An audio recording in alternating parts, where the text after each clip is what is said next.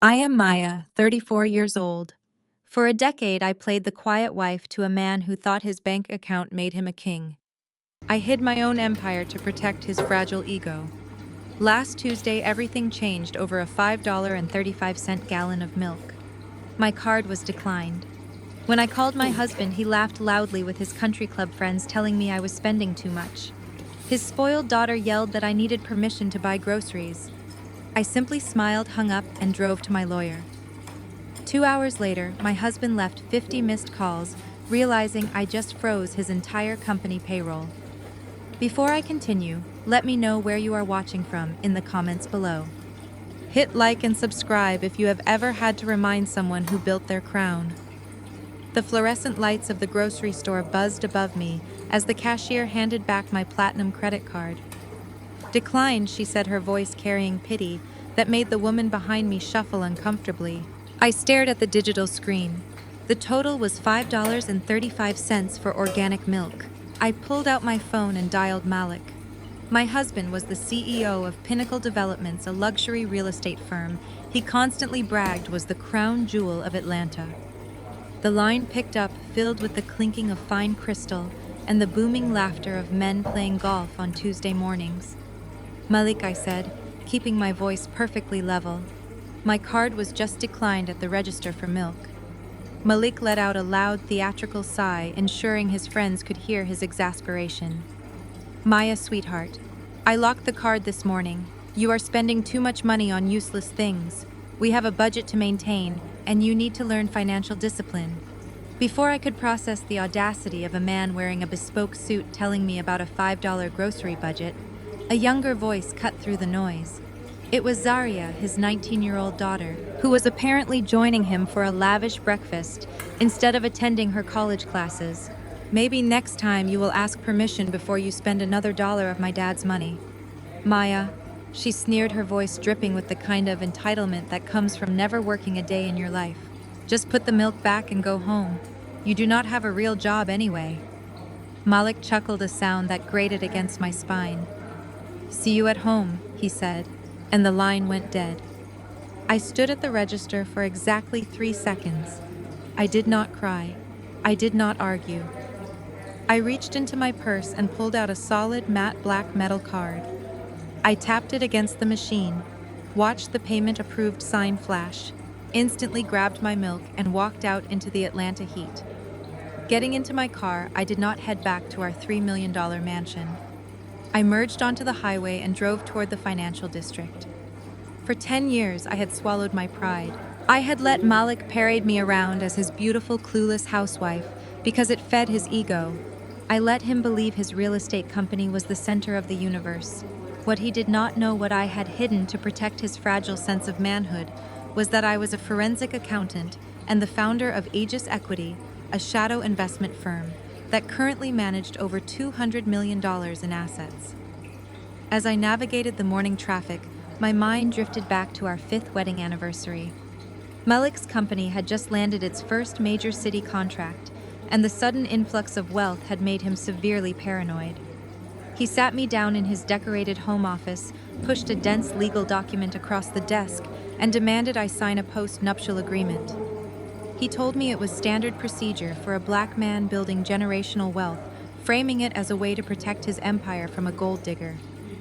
I remember looking at his smug face, realizing right then that he saw me as a liability, not a partner. I signed it without a tear. What Malik was too arrogant to realize was that I had my own lawyer review and modify the fine print before I put my pen to the paper. I embedded an ironclad clause stating that any independently acquired business assets would remain completely separate and untouchable in the event of a divorce. In his rush to protect his fragile new wealth from me, Malik legally shielded my hidden empire from himself entirely. I took the elevator to the top floor. Vivian, my attorney, was waiting in her office. She did not believe in second chances. I sat in the chair across from her desk and placed the milk between us. "It is time," I said simply. Vivian did not ask any questions. She smiled a sharp, predatory expression and slid a massive dossier across the polished mahogany wood. "The paperwork is ready to execute," she said. I pulled out my phone and turned the screen back on.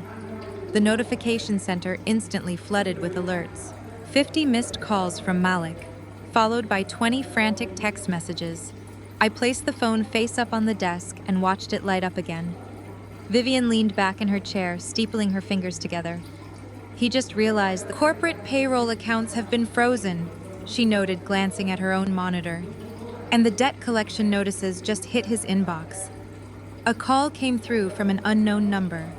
I knew who it was. Trent, my husband's brother-in-law, and the chief financial officer of Pinnacle Developments.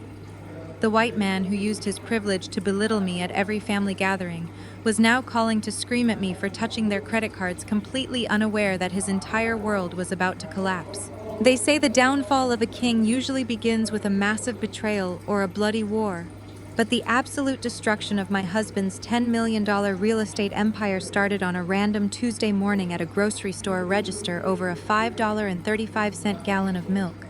I am Maya, 34 years old. For a decade, I played the quiet, supportive wife to Malik, a man whose ego required me to shrink myself so he could feel tall. He thought locking my credit card would put me in my place. He had no idea it was the exact excuse I needed to unlock my shadow investment firm and freeze his entire company payroll. Before I continue, let me know where you are watching from in the comments below. Hit like and subscribe if you have ever had to remind someone who really built their crown. The fluorescent lights of the grocery store buzzed softly overhead as the cashier handed back my platinum credit card. "Declined," she said. Her voice carried that specific brand of pity that makes the people standing behind you in line suddenly find their shoes very interesting. I stared at the digital screen. The total was exactly $5.35. I pulled out my phone and dialed Malik. My husband was the CEO of Pinnacle Developments, a luxury real estate firm he constantly bragged was the crown jewel of Atlanta's elite. The line picked up instantly, filling my ear with the clinking of fine crystal and the booming laughter of men wrapping up a morning at the country club.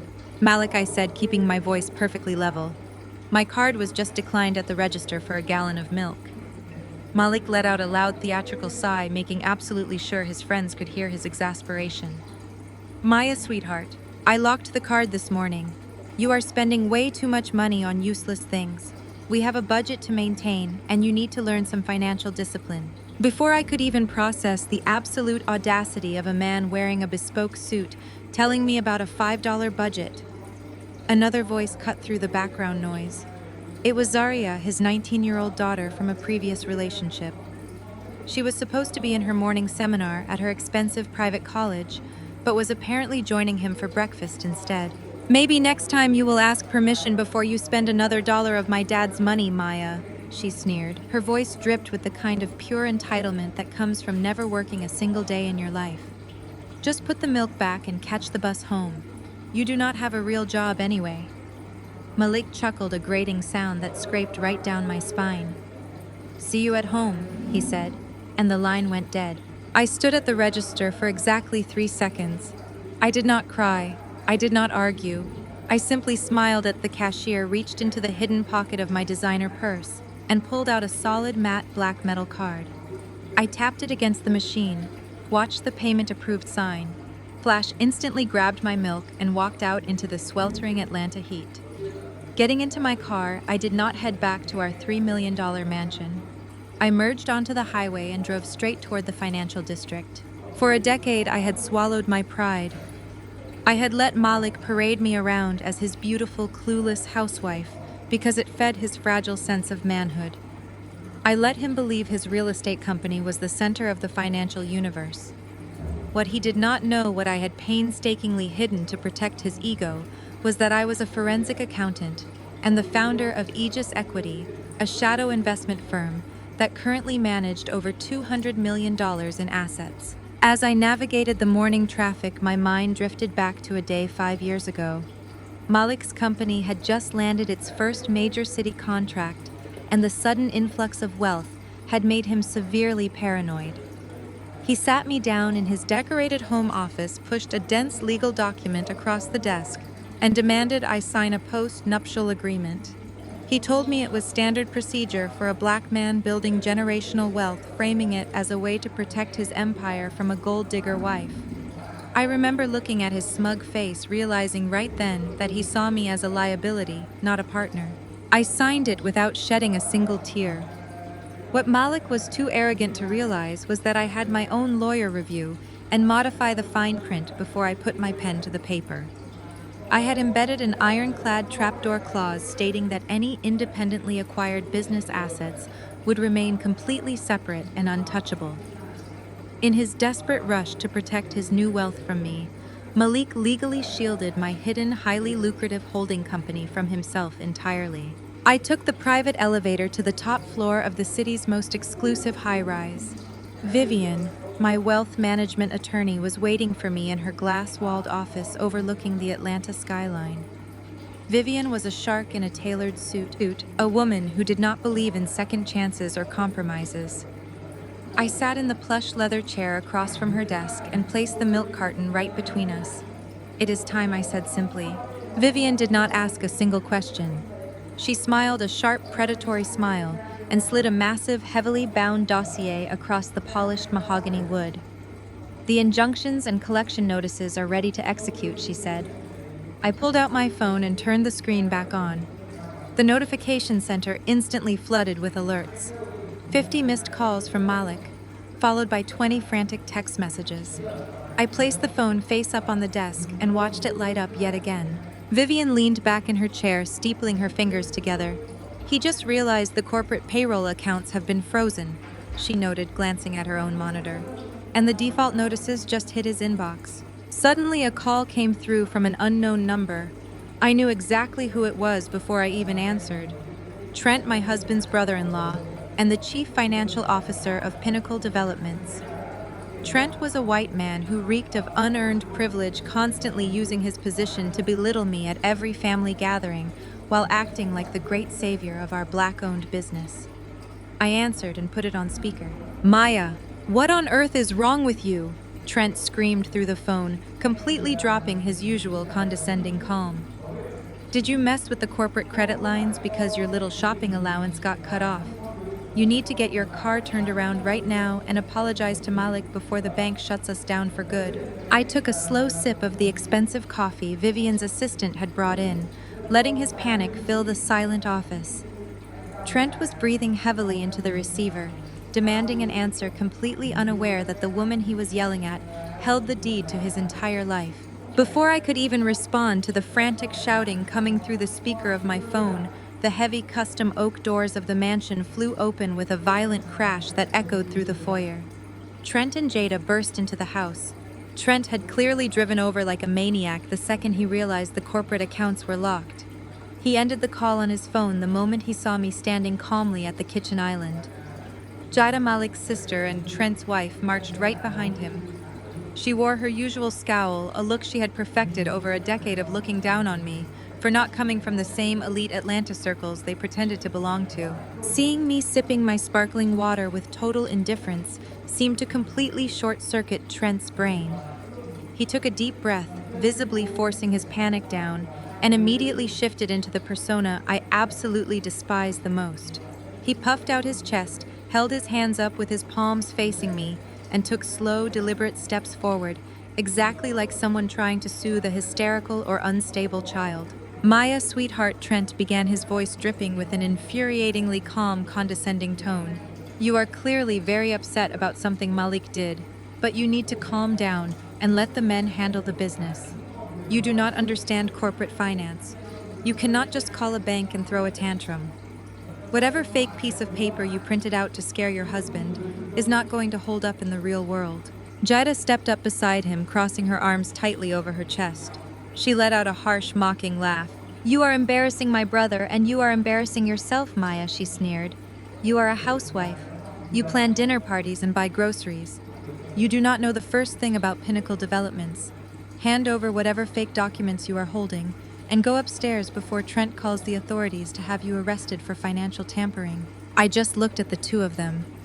Trent, the white chief financial officer, who had always paraded around as the great savior of their black-owned business.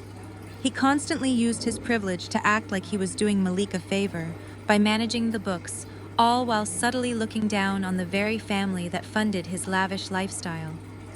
And Jada, a woman so blinded by her own materialism and desperation for status, that she actively helped her brother and her husband tear me down at every single family gathering. I did not raise my voice. I did not defend my position as a wife. Instead, I reached back into my purse and pulled out a thick, heavy financial ledger. I dropped it onto the marble island with a loud thud that made both of them flinch. Malik always loved telling people, I was just a former administrative assistant. I said, my voice carrying clearly across the massive room. He loved the narrative that he rescued me from a cramped apartment and gave me a life of luxury. What he intentionally left out because it threatened his incredibly fragile ego was the fact that I graduated at the top of my class. I am a licensed forensic accountant. I spent the first 5 years of my career dismantling corrupt hedge funds before I realized it was much more profitable to build my own. Trent froze. His hands, which had been raised in that patronizing, calming gesture, slowly dropped to his sides. The smug, superior smile began to slip from his face, replaced by a sudden, creeping realization that the woman standing in front of him was not the clueless target he thought she was. I opened the ledger and flipped to a page marked with a red sticky note. Let us talk about corporate finance, Trent, since you are so eager for me to let the men handle the business. I began reading aloud. I read his exact routing numbers. I read the dates and times of internal transfers he thought were encrypted. I read off the hidden accounts he had bragged about masking as tax loopholes during our family barbecues. What are you talking about? Jada demanded, her voice losing its sharp edge, replaced by genuine confusion. Trent, what is she reading? Trent swallowed hard. His eyes darted nervously toward the front door, then back to the ledger on the table. Maya, you are reading highly classified corporate information. He stammered, his confident facade completely fracturing. You do not have the context for those transactions. You are misinterpreting standard operating expenses. You do not understand how real estate capital flows. I closed the ledger and looked Trent dead in the eye.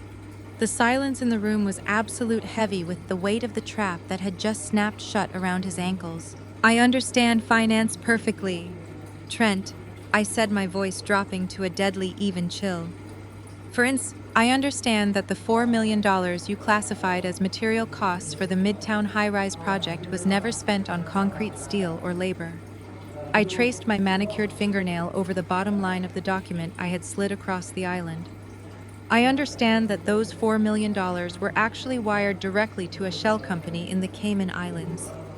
A shell company completely disconnected from Pinnacle Developments. A shell company legally registered under your mother's maiden name. The blood drained from Trent's face so fast, he looked as though he might pass out right there on the imported tile. His mouth opened, but no sound came out.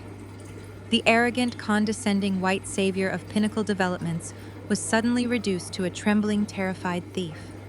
Jada turned slowly to look at her husband, the sneer entirely wiped from her face, replaced by a look of sheer, unadulterated horror as the reality of my words settled over the room.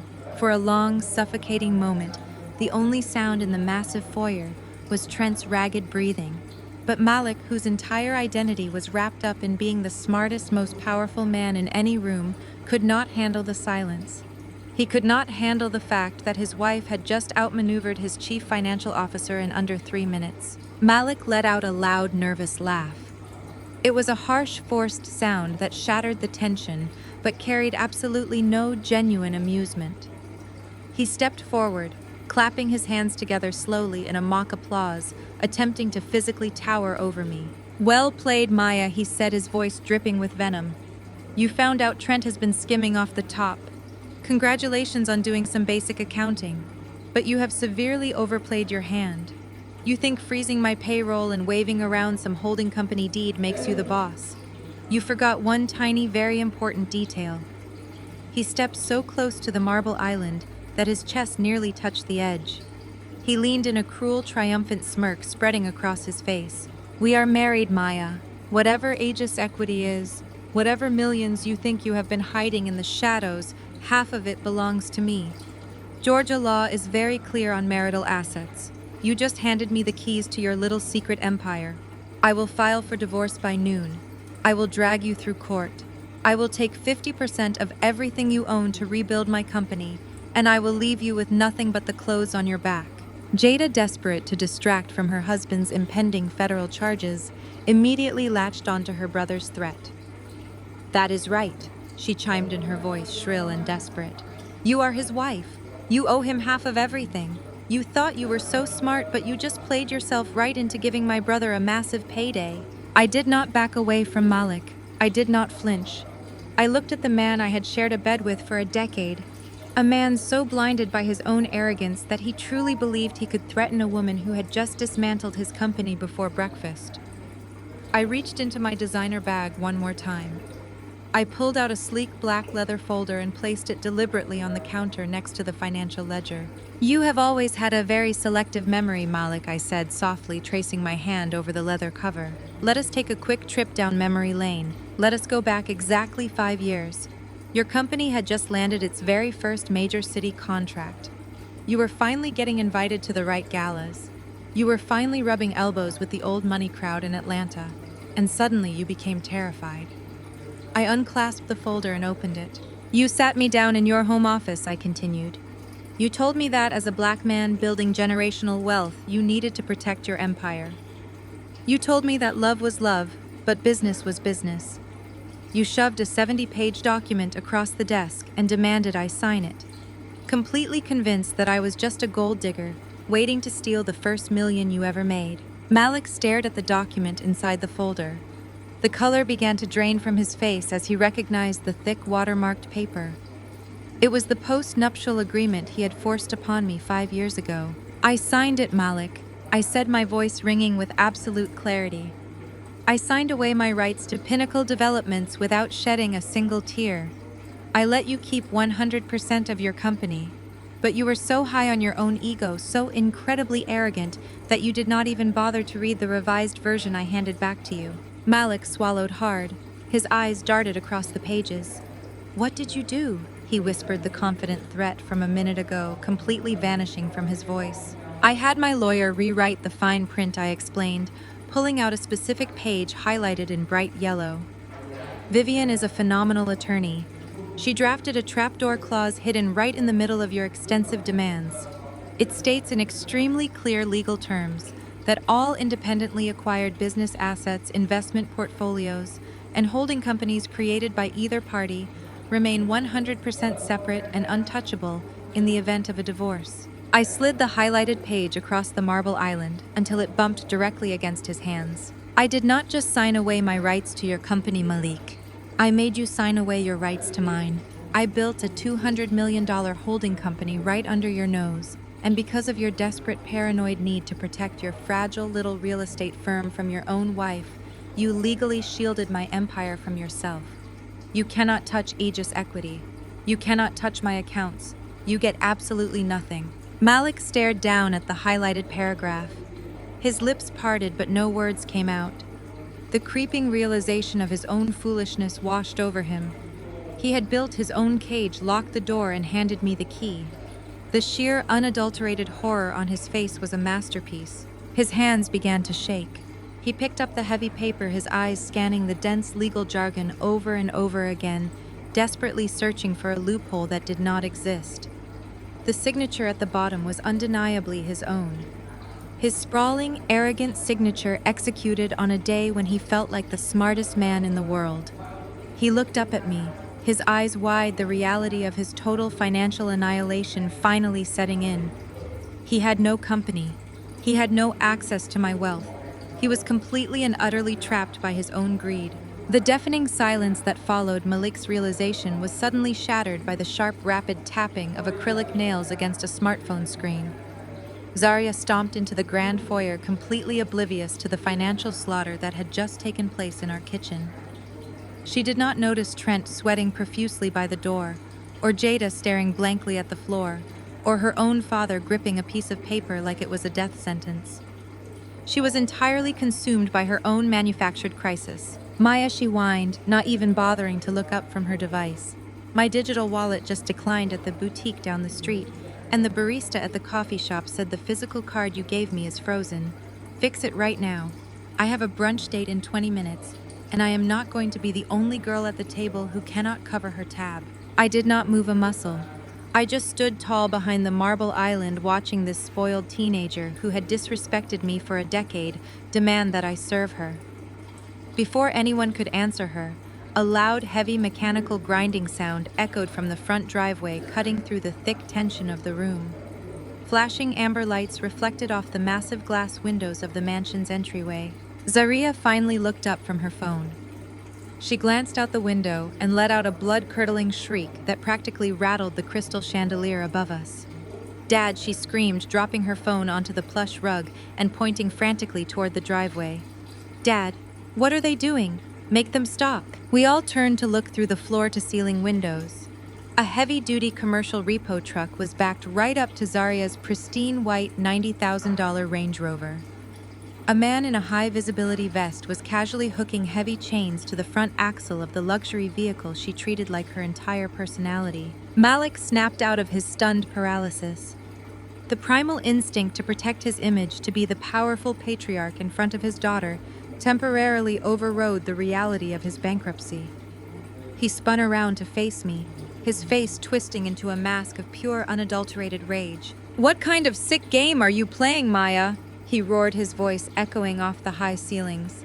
"Did you call the police and report her car stolen? Are you out of your mind? Call them off right now before I have you thrown out of this house." Zaria ran to Malik, grabbing his tailored sleeve, pulling at him like a toddler. "Dad, you bought me that car for my high school graduation. You cannot let them take it. Do something. Pay them off. Throw cash at them. Just make that garbage truck leave my car alone." I slowly walked around the kitchen island.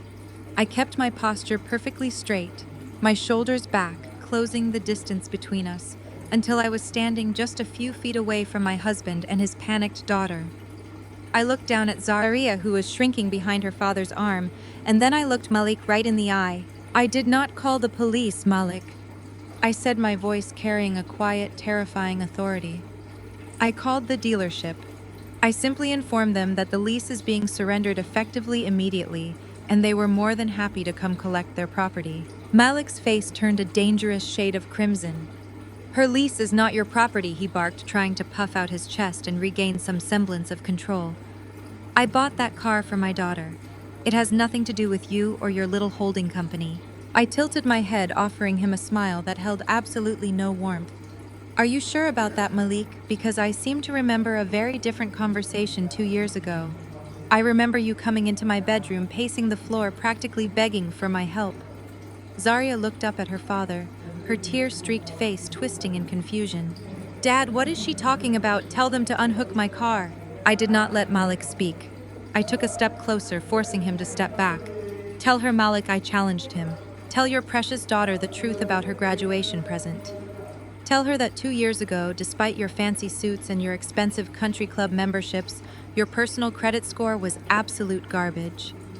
Tell her that you had overextended yourself so severely trying to keep up appearances in Atlanta's elite circles that the dealership laughed you out of their office when you tried to finance that Range Rover." Malik swallowed hard, his eyes darting away from mine.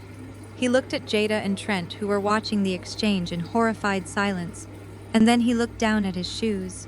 He could not deny it because we both knew I was holding the receipts. "Since your father could not get approved for a tricycle, let alone a luxury SUV," I explained, keeping my gaze locked on Zaria. "He begged me to co-sign. But I did not just co-sign, did I? Malik, my credit was pristine. My financial history was flawless. The dealership put that entire lease exclusively in my name. I am the sole legal lessee of that vehicle. It is my car." Zaria let out another dramatic sob, her hands pulling at her hair. "No," she wailed. "That is my car. My dad paid for it. He makes the payments." "I used to make the payments," I corrected her gently, offering a cold dose of reality. "But as of this morning, your father's accounts are entirely frozen. Pinnacle Developments is in default. He does not have a single dollar to his name that I do not control. Since I have absolutely no intention of paying for a luxury vehicle for a young woman who cannot even speak to me with basic human respect, I surrendered the asset." Outside, the mechanical grinding stopped. The tow truck engine roared to life, and the white Range Rover was lifted off the pristine driveway, ready to be hauled away into the Atlanta traffic. Zarya watched her entire social status disappear down the street. She turned back to me, her face flushed with a mix of devastation and pure unfiltered hatred. "You are a monster!" she screamed, stepping out from behind Malik. "You are just a jealous, bitter woman who cannot stand that my dad loves me more than he will ever love you. You are ruining my life over nothing." I looked at this girl, a teenager, who had spent years treating me like the dirt beneath her designer shoes, completely empowered by a father who funded her cruelty. I did not feel angry. I did not feel spiteful. I felt absolutely nothing but the cool, refreshing breeze of total liberation. I reached into the pocket of my tailored trousers. I pulled out the exact change I had retrieved from the grocery store earlier that morning. A crisp $5 bill, a quarter and a dime. I held the money out, tossing it lightly so it fluttered and clinked against the marble floor right at Zarya's feet. "Here is $5.35, I said, my voice echoing with icy finality. "Take the bus, and remember you will need to ask my permission before you spend another dollar of my money." The reality of the offshore accounts hung in the air, heavy and suffocating. But Jada was not a woman who accepted reality when it threatened her status. To admit that her husband was a thief meant admitting her entire life was a carefully constructed lie. Instead of turning her anger toward the man sweating profusely beside her, Jada did what she had always done. She aimed all her venom directly at me. "You lying witch!" Jada shrieked. The sound was so shrill it made Zarya cover her ears. "You are making this up. Trent has dedicated his life to Pinnacle Developments. He helped my brother build this company from the ground up. You are just a bitter, jealous woman trying to destroy a Black-owned family legacy because you know you will never truly belong in our world." She did not stop at yelling. Entirely blinded by rage and denial, Jada lunged across the marble floor. Her hands were raised, her manicured claws aiming straight for my face. I did not flinch. I did not raise my voice. I simply took one fluid step to the right. Jada, propelled by her own reckless momentum, stumbled past me and crashed hard into the side of the kitchen island. She caught herself before falling completely, but the physical embarrassment only fueled her fury. She spun around, gasping for air, preparing to launch herself at me again. I reached into my bag and pulled out a sleek silver tablet. I tapped the screen to wake it up and held it out, turning the display so Jada could see it perfectly. "I am not destroying your legacy." "Jada," I said, keeping my voice dangerously calm. "I am just reading the bank statements your husband had successfully encrypted.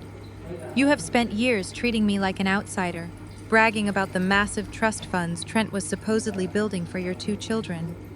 You loved telling everyone at the country club that your husband was securing generational wealth for your family. Why do you not take a very close look at where that generational wealth is actually going?" Jada hesitated. She did not want to look, but the glowing screen of the tablet commanded her attention. I tapped the screen again, opening a detailed financial breakdown that I had spent the last month compiling. Line by line, transaction by transaction. The absolute truth of Trent's corporate sabotage was laid bare in high definition. "Look at the screen, Jada," I commanded. "Do you see the withdrawals from the Pinnacle corporate accounts? $200,000 in February, $500,000 in April, another $300,000 just last week. But they did not go into your children's trust funds, did they? They did not go into your joint savings account." Jada stared at the numbers. Her breath hitched. I could see the exact moment her deep-seated denial began to fracture. Her eyes darted from the tablet to Trent, who was currently backing slowly away toward the entryway, his face slick with panic. "Trent," Jada whispered, her voice trembling. "Trent, what are these accounts? What is Boca Raton Coastal Properties?" I swiped to the next slide on the tablet before Trent could formulate a lie. A series of high-resolution photographs filled the screen. Images I had easily obtained through a private investigator once I fully unraveled the offshore accounts. Boca Raton Coastal Properties is a beautiful 5-bedroom beachfront estate in Florida. I explained, watching the color completely drain from Jada's face. "It was purchased in cash 2 years ago. But you have never been there, have you, Jada? You have never seen the imported Italian tile or the custom swimming pool, because Trent did not buy that house for you." I zoomed in on one of the photographs. It showed Trent standing on the sunlit patio of the Florida estate. But he was not alone. He had his arm wrapped tightly around a petite blonde woman. Two young children, a boy and a girl with dirty blonde hair and features that undeniably resembled the man standing in my foyer, were playing in the pool behind them. "While you were busy defending him at every family dinner," I said, my voice echoing off the high ceilings, "Trent was busy funding a completely separate secret life. He used your brother's company as a personal piggy bank to finance his real family in Florida. He bought them a yacht, Jada. He pays for those children to attend an elite private academy. He even bought that blonde woman a diamond anniversary band using the exact same corporate credit card Malik just accused me of draining." Jada let out a sound that was half gasp and half sob. Her knees buckled slightly. She grabbed the edge of the marble island to steady herself, her eyes glued to the photograph of her husband, kissing another woman on a balcony paid for with stolen money. "All those business trips," she choked out, her voice barely a whisper. "All those late nights closing deals out of state." "Yes," I replied coldly. "He was closing deals, just not the kind that benefited you. You spent a decade letting this man convince you he was the savior of your family's empire, while he was systematically bleeding your brother dry to play house 3 states away." The sheer humiliation finally broke through Trent's paralyzed state. His arrogant facade shattered completely. Realizing his double life was fully exposed, desperate panic took over. He yelled and lunged forward, throwing his entire weight toward me to snatch the tablet and smash the evidence. I stepped back as 2 massive figures seamlessly materialized from the hallway. My private security detail. The men stepped into his path, knocking Trent backward onto the rug. I looked at the pathetic man on the floor, then shifted my gaze to his weeping wife. "Jada, your husband is not just a thief. He is a bigamist, and the FBI already has the entire file." The heavy silence that blanketed the foyer was suddenly broken by the sharp, frantic clicking of stiletto heels striking the front porch steps.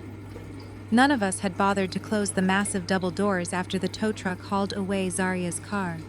The sheer chaos of Trent pinned to the rug by my security guards, and Jada weeping over a photograph of her husband's secret family, had paralyzed everyone in the room. Malik stood frozen near the kitchen island, his mouth opening and closing, unable to process the destruction of his curated reality. But the universe was not finished with him. A young, incredibly glamorous woman stormed through the open doorway. She was practically vibrating with frantic energy, clutching a designer handbag that cost more than my first car. She wore oversized sunglasses and a silk slip dress, looking completely out of place amid the financial slaughter happening in my home. She did not notice the security guards. She did not notice Jada sobbing. She locked her eyes entirely on Malik and marched straight toward him with angry strides. "Malik," she screamed, "what is going on with the bank? The leasing office at the penthouse just called me. They said the rent check bounced. And when I tried to use the black card you gave me for my personal trainer this morning, it was declined. Fix this right now before they charge me a late fee." If Trent going pale was a sight to behold, watching the remaining blood drain from Malik's face was an absolute masterpiece. His eyes darted frantically between me, his daughter Zaria, and the beautiful, furious woman demanding answers. The perfect image of the devout family man he projected to the elite circles of Atlanta was evaporating in real time. Malik lunged forward, grabbing the woman by her arm, and desperately trying to physically spin her back toward the front door. "Chloe, what are you doing here?" he hissed, his voice dropping into a panicked, strained whisper. "You cannot be here right now. You need to leave. I will call you later. Go back to your apartment and wait for my call." Chloe ripped her arm away from his grip, completely oblivious to the radioactive tension in the room. "I am not going anywhere until you fix my accounts, Malik," she snapped back, crossing her arms defensively. "You promised me that penthouse was secure. You told me I did not have to worry about anything as long as I kept quiet. Well, I am not keeping quiet if I'm getting an eviction notice taped to my door." Malik grabbed her shoulders, practically shoving her toward the exit, his face contorted in sheer terror. But before he could push her over the threshold, I raised my hand. "Let her go, Malik," I commanded, my voice slicing through his frantic whispering. The 2 security guards immediately stepped forward, their frames creating a wall between Malik and the front door. They crossed their arms silently, ensuring that nobody was leaving this house until I was finished. Malik froze, dropping his hands from Chloe's shoulders. I walked out from behind the marble kitchen island, my heels clicking methodically on the floor. I approached the young woman who was finally taking in the bizarre scene around her. She looked at the guards, then at Trent on the floor, then at my face. Confusion washed over her features as she realized she had walked directly into a war zone. "Hello, Chloe," I said pleasantly, offering her a calm, polite smile. "It is so nice to finally meet you in person. Malik has spent so much company money ensuring you stay hidden, but I must admit you look exactly like the expensive liability I pictured." Zarya, who had been standing silently in shock since her car was towed, finally found her voice. "Dad," she asked, her tone trembling with absolute betrayal. "Who is this woman? Why is she asking you for rent money?" Malik squeezed his eyes shut, bowing his head in total defeat. He had no lies left to spin. He had no more power to project. "Since your father has suddenly lost his ability to speak, I will do the honors," I told Zarya, never breaking eye contact with Chloe. "Jada Zarya, I would like to formally introduce you to Chloe. She has been Malik's dedicated mistress for the last 3 years. She is the reason your father missed your high school graduation dinner, Zarya. He was busy moving her into a luxury penthouse in Buckhead." Jada let out a strangled gasp, looking from her disgraced brother to her bigamist husband, realizing that the flawless Black-owned family legacy they constantly bragged about was nothing but a hollow shell built on lies and infidelity. Zarya took a step back from Malik, her face twisting in pure disgust as she looked at the father she had idolized and weaponized against me for a decade. Chloe blinked, her aggressive posture faltering as she finally realized who I was. "You are the wife," she stammered, taking a small step backward. "The boring housewife," he said, did not know anything about his business. I smiled, reaching into my designer tote bag one last time. I pulled out a single sheet of paper freshly printed from Vivian's office this morning. I handed the document directly to Chloe. She took it with a shaking hand, her eyes scanning the highlighted financial statements. "I am not boring, Chloe," I said softly. "And I actually know everything about his business. I know exactly how much your penthouse costs. I know exactly how much you spend on personal trainers and designer bags. But more importantly, I know exactly where that money comes from." Chloe looked up from the paper, her eyes wide with mounting terror. "Malik could not pay your rent this morning, Chloe, because the account he uses to fund your luxurious secret life is a Pinnacle Development's corporate operations account," which I just permanently froze. The words hung in the air, thick and suffocating. Jada stared at the tablet in her hands, her eyes locked on the image of the blonde woman and the 2 children playing in the Florida sun. The pristine elite life she had paraded around Atlanta was disintegrating right in front of her. She dropped the tablet. It hit the marble floor with a sharp crack, the screen spiderwebbing directly across the smiling face of her husband. Jada let out a raw, guttural sound, sinking to her knees right there in the foyer. She did not yell anymore. She just wept, mourning the absolute illusion of her perfect marriage. The woman who had spent years mocking my clothes and my quiet demeanor was now completely broken on my rug. Malik, still reeling from his own financial execution, could only stare at his sister, completely paralyzed. He had always enabled Trent. He had always allowed the white man to talk down to me because Trent made the corporate numbers look good. Now Malik was realizing that his own complicity had cost his sister her sanity and her future. Down on the floor, the fight completely drained out of Trent. My security guards released their grip, stepping back to give the pathetic man room to breathe. Trent slowly pushed himself up from the rug. His expensive tailored suit jacket was wrinkled, his perfectly styled hair was a mess, and his face was the color of chalk.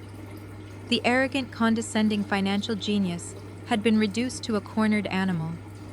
He looked at his weeping wife, but he did not offer a single word of comfort. He did not apologize or reach out to help her up.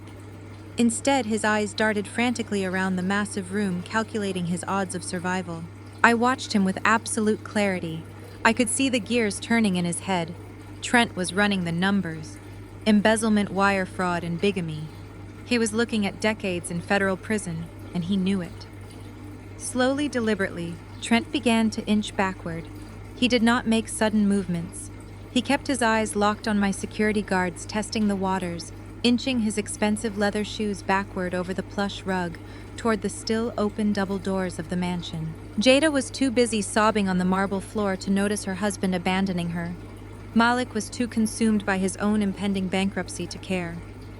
Zaria was still staring out the window at the empty driveway where her car used to be. I was the only one watching him retreat.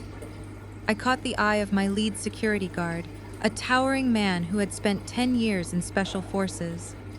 The guard shifted his weight, preparing to intercept Trent before he could reach the threshold. I gave the guard a barely perceptible shake of my head. Do not stop him. The guard immediately understood, taking a subtle step to the side and leaving the path to the front door wide open. Trent noticed the opening. A flicker of desperate hope crossed his pale face. He actually thought I was distracted.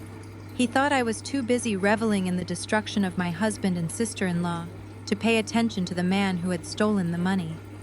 He turned his body slightly, his steps becoming faster, more urgent as he neared the exit. He reached into his breast pocket, his fingers trembling as he pulled out his smartphone. I knew exactly what Trent was doing as his thumbs flew across the screen. He was a creature of highly predictable habits. Whenever a financial audit had loomed too close at Pinnacle Developments in the past, he would always mysteriously book a sudden business trip to Europe. He kept a secondary passport and a shadow bank account for precisely this scenario.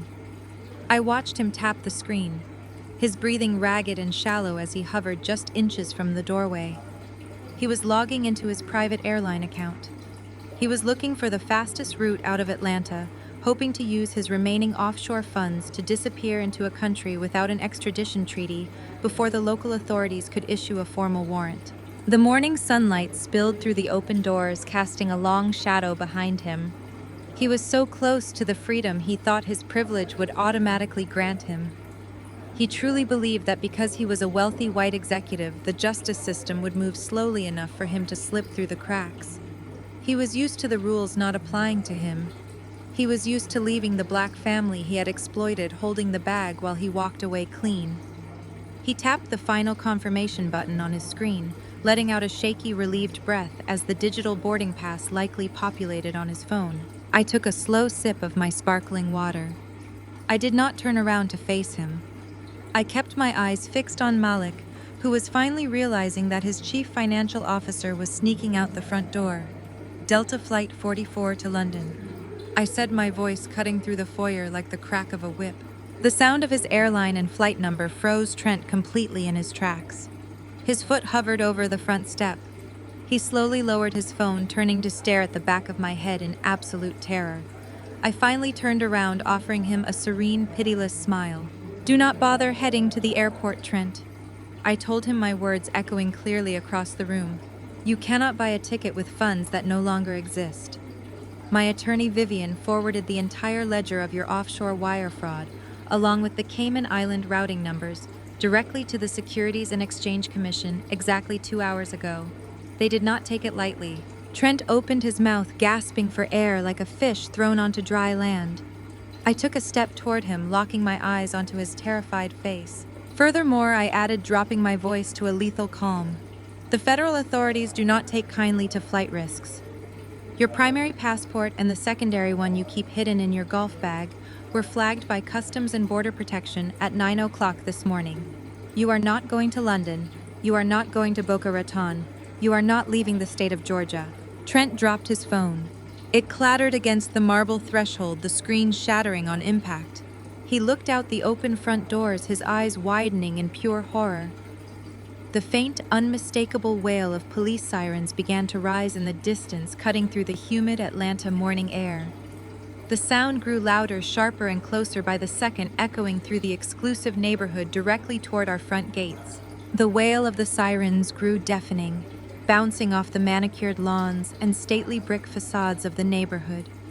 Red and blue lights began to flash through the massive floor-to-ceiling windows, painting the grand foyer in frantic, pulsating colors. 2 black sport utility vehicles and a marked police cruiser slammed to a halt at the end of our long driveway. Trent did not try to run anymore. The fight had completely left his body. He sank down onto the marble threshold, putting his head between his knees, utterly defeated by the sudden reality of federal prison. Jada was still weeping on the floor, her glamorous life shattered into a million sharp pieces.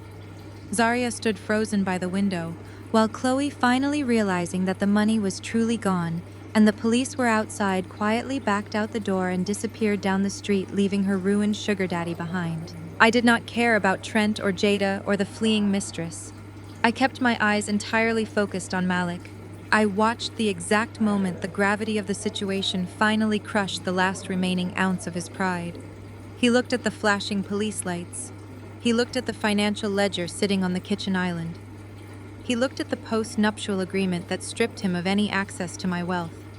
His entire empire, his meticulously crafted public image, his arrogant sense of superiority, all of it had been systematically dismantled and burned to the ground in less than an hour. And I had orchestrated every single second of it. Malik's broad shoulders slumped. The rigid, imposing posture he used to intimidate everyone around him simply evaporated. His legs gave out. Right there in the middle of our grand foyer, the powerful, untouchable chief executive officer literally collapsed to his knees. He hit the floor hard, staring up at me from the ground. "Maya," he gasped, his voice trembling so violently it was almost unrecognizable. "Maya, please." Tears began to spill over his eyelashes, streaming down his face. They were real tears, heavy and desperate, but I knew they were not tears of genuine remorse. They were the tears of a narcissist who had just watched his mirror shatter. He was crying for himself, for his lost status, for the severe public humiliation that was about to rain down on him when Atlanta high society found out he was completely broke. He crawled forward on his knees, closing the short distance between us. He reached up, his hands shaking, and desperately grabbed onto my wrists. His grip was tight, pleading as if I were the only life raft in the middle of a raging ocean. I did not pull away immediately. I stood perfectly still, looking down at the man who had mocked me for buying groceries just 2 hours ago, allowing him to humiliate himself completely. "Please, Maya, you have to stop this," Malik begged, his voice cracking into a pathetic sob. "I am sorry. I am so incredibly sorry for everything. I lost my way. You have to understand the immense pressure I was under. Being a black man running a development firm in this city, having to prove myself to the old money crowd, the stress was eating me alive. I made terrible choices because I was drowning in the pressure of trying to build a lasting legacy for us." He gestured wildly toward the doorway where Trent was now being approached by armed federal agents. It was Trent.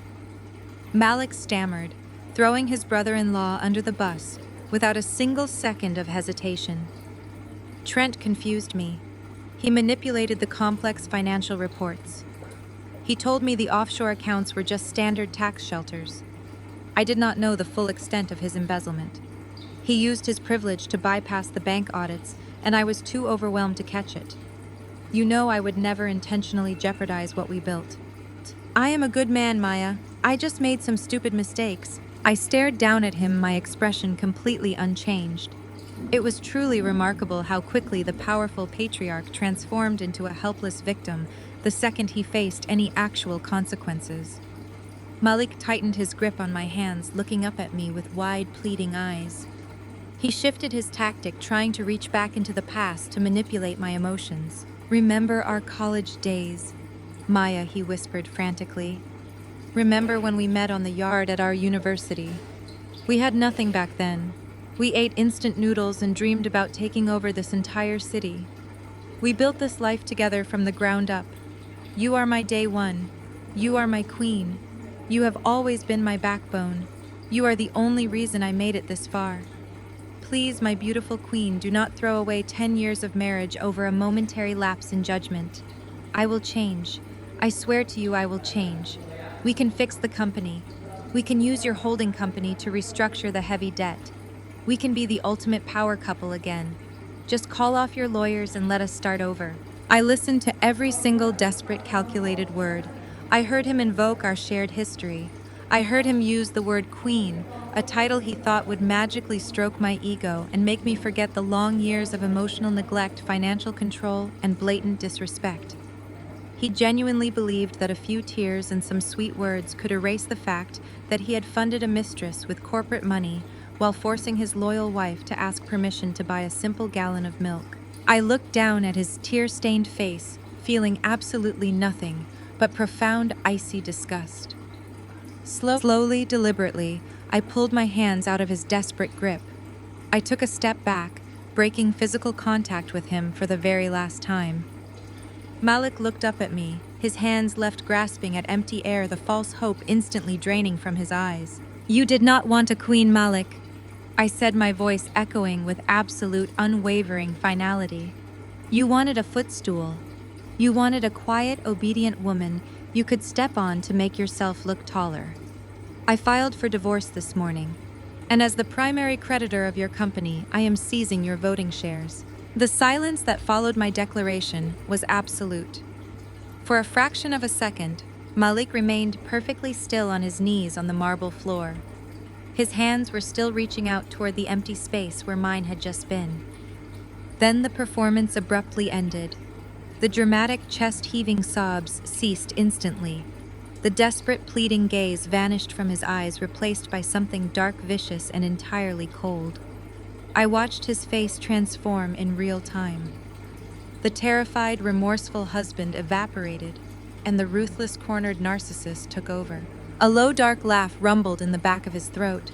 It started as a chuckle and grew into a harsh, mocking sound that echoed through the grand foyer.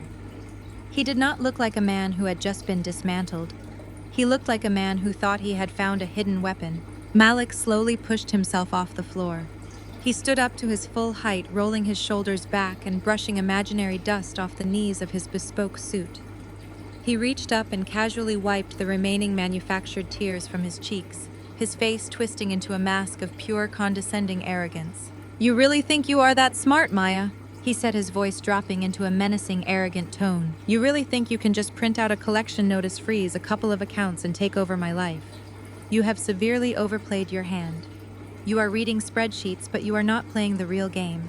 He began to pace slowly in front of the kitchen island, his confidence miraculously reinflating with every step he took. He glanced over at Trent, who was still slumped by the doorway, and then looked back at me with a sneer. "You think seizing my voting shares on paper means anything in the real world of corporate Atlanta?" Malik scoffed, shaking his head as if I were a foolish child who had fundamentally misunderstood a basic concept. "Pinnacle Developments is not some mom-and-pop shop you can just lock the doors on. We have a board of directors, 5 of the most powerful, connected old money investors in this city. Men who run the local government, men who control the zoning boards, men who have been sitting at the table with me for years." He stepped closer to me, pointing a finger aggressively in my direction. "Do you honestly believe for one single second that those men are going to hand over the keys of a multi-million-dollar development firm to a scorned housewife? Do you think they are going to let a woman who spent the last 10 years picking out floral arrangements waltz into their boardroom and dictate financial terms? They will laugh you out of the building, Maya. They will tie Aegis Equity up in so much aggressive corporate litigation that you will spend the next 10 years bleeding legal fees just to read your own mail." I did not interrupt him. I stood perfectly still, letting him build his elaborate fantasy of salvation. He needed to believe he had a way out. He needed to feel powerful one last time before I crushed him completely. "I already made the calls," Malik boasted, his chest puffed out with undeniable triumph. "The moment Trent told me there was an issue with the bank this morning, I triggered the emergency protocols. I called a mandatory emergency board of directors meeting. Tonight, 7 o'clock sharp. We are meeting at the Onyx Club in downtown Atlanta." He smiled a cruel, victorious smile, knowing exactly what the Onyx Club represented. It was an ultra-exclusive, notoriously old-fashioned private establishment. A boys' club where the city's elite power brokers smoked expensive cigars and made deals behind heavy mahogany doors. It was a place where women like me were historically not even allowed past the front lobby without a male escort. "At 7 o'clock tonight," Malik continued, his voice dripping with absolute certainty, "I am going to sit down with my board. I am going to explain that my mentally unstable, vindictive wife has attempted a hostile takeover using a shell company. And do you know what they are going to do, Maya? They are going to initiate an emergency corporate restructuring. They are going to vote unanimously to issue a massive block of new emergency shares, completely diluting your debt leverage. They are going to drown your little collection notice in so much bureaucratic red tape that it will be entirely worthless by morning. He stepped right up to the edge of the marble island, planting both his hands flat on the surface, leaning his face so close to mine I could smell the stale coffee on his breath. By midnight tonight, your little rebellion will be officially crushed, Malik whispered fiercely. You will be locked out of the company, locked out of my accounts, and staring down the barrel of a divorce where my lawyers will rip you to absolute shreds. You should have stayed in your lane, Maya. You should have just stayed the quiet, obedient wife. Because when the sun comes up tomorrow, I will be back in the CEO chair and you will be nothing. I listened to his entire desperate, vicious monologue without blinking. I absorbed every single every threat, every condescending remark about my status as a woman and a wife. I let the silence stretch between us for a long, agonizing moment, allowing his threats to hang in the heavy air of the foyer. Then I smiled. It was not a polite smile. It was not a sad smile. It was a chilling, predatory smile that made the remaining color instantly drain from Malik's confident face. You are absolutely right about one thing, Malik, I said softly, my voice completely devoid of fear. The board of directors is meeting tonight at the Onyx Club. I picked up my phone from the counter, slipping it smoothly back into my designer bag. I looked him dead in the eye, watching the panic slowly begin to creep back into his posture as he realized my calm was not a bluff. I know all about the 7 o'clock meeting, Malik, I told him, my words sharp and lethal. I am on the agenda. The Onyx Club in downtown Atlanta was the kind of establishment that smelled of aged leather, expensive bourbon, and unearned arrogance. For decades, it had been the ultimate sanctuary for the city's old money elite.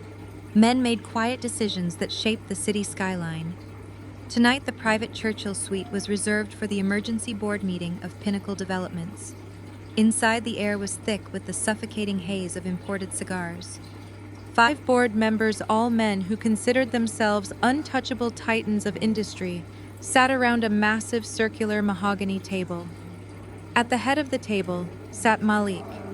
He had spent the last hour desperately trying to glue his shattered ego back together by putting on the performance of a lifetime. He leaned back in his tufted leather chair, swirling a glass of amber liquid, laughing loudly at a joke one of the board members had just made. He was projecting an aura of absolute bulletproof confidence. Trent sat to his right, looking entirely out of place. The usually smug chief financial officer was sweating profusely, his tie loosened, his eyes darting toward the heavy wooden doors every time a waiter walked past. He looked like a man waiting for a firing squad. But Malik ignored his brother-in-law's panic, choosing instead to regale the board with the fabricated tale of his hysterical wife. He assured the 5 powerful men that the minor banking glitch earlier that day was simply the result of a scorned, financially illiterate wife throwing a temper tantrum over a canceled credit card. He promised them that his legal team was already filing the paperwork to have her petty injunctions dismissed by morning. He told the men who supposedly controlled my destiny that I was nothing more than a nuisance they could easily swat away with a simple corporate resolution. The board members chuckled, shaking their heads in collective misogynistic sympathy. They raised their glasses, fully prepared to vote, unanimously, to dilute my holding company's debt leverage and legally erase me from the equation. They truly believed they were sitting in an impenetrable fortress. Outside the club, the humid Atlanta evening was pierced by the headlights of a sleek black Maybach pulling smoothly up to the valet stand. The rear door opened, and I stepped out onto the pristine pavement. I was not wearing the soft, neutral tones of the supportive wife Malik expected. I wore a razor-sharp emerald green tailored suit that commanded the space around me. The color of money, the color of absolute control. I did not look like a woman coming to beg for her marriage.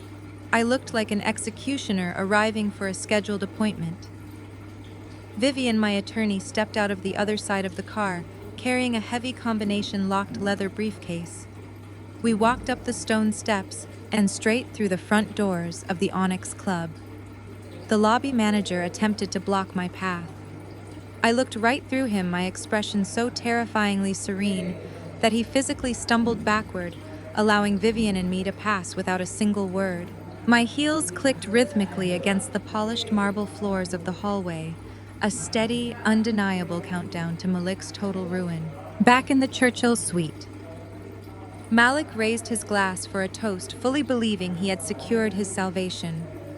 Before the crystal could even touch his lips, the heavy double mahogany doors of the private boardroom swung open with a violent, resounding crash. The heavy wood slammed against the paneled walls, instantly silencing the laughter in the room.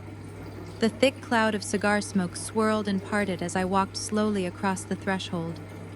I stood at the head of the long room, perfectly framed by the doorway, taking in the shocked faces of the 6 men sitting at the table. For a second, nobody moved. The board members simply stared at me in total confusion, their cigars hovering in midair. Trent let out a sound that was half gasp, half whimper, sinking lower into his leather chair, as if he were trying to physically disappear into the upholstery. Malik slammed his glass down on the table, the amber liquid spilling over the rim. His face twisted into a mask of pure, humiliated rage. The illusion of control he had spent the last hour building had just been shattered by the mere sight of his wife walking into the ultimate boys' club. He stood up abruptly, pointing a shaking finger at me. "How did you get in here?" he demanded, his voice cracking with panic disguised as fury. "You have absolutely no right to step foot in this building, Maya. This is a closed emergency board meeting for Pinnacle Developments. You are trespassing." Malik frantically signaled to the head of security, a broad-shouldered man standing quietly in the corner of the room. "Remove this woman immediately," Malik ordered, his voice echoing off the walls. "I want her and her lawyer physically thrown out the front doors. If she resists, call the police and have her arrested for trespassing and corporate espionage. I do not care what you have to do. Get her out of my sight right now." The room held its breath, waiting for the violent removal Malik had just commanded. I did not flinch. I did not look at the security guard. I simply kept my eyes locked directly on Malik's terrified, sweating face. The head of security did not take a single step toward me. He did not reach for his radio. He simply crossed his arms over his chest and remained perfectly still in the corner, completely ignoring Malik's frantic orders. Vivian stepped smoothly around me, walking right up to the center of the massive mahogany table.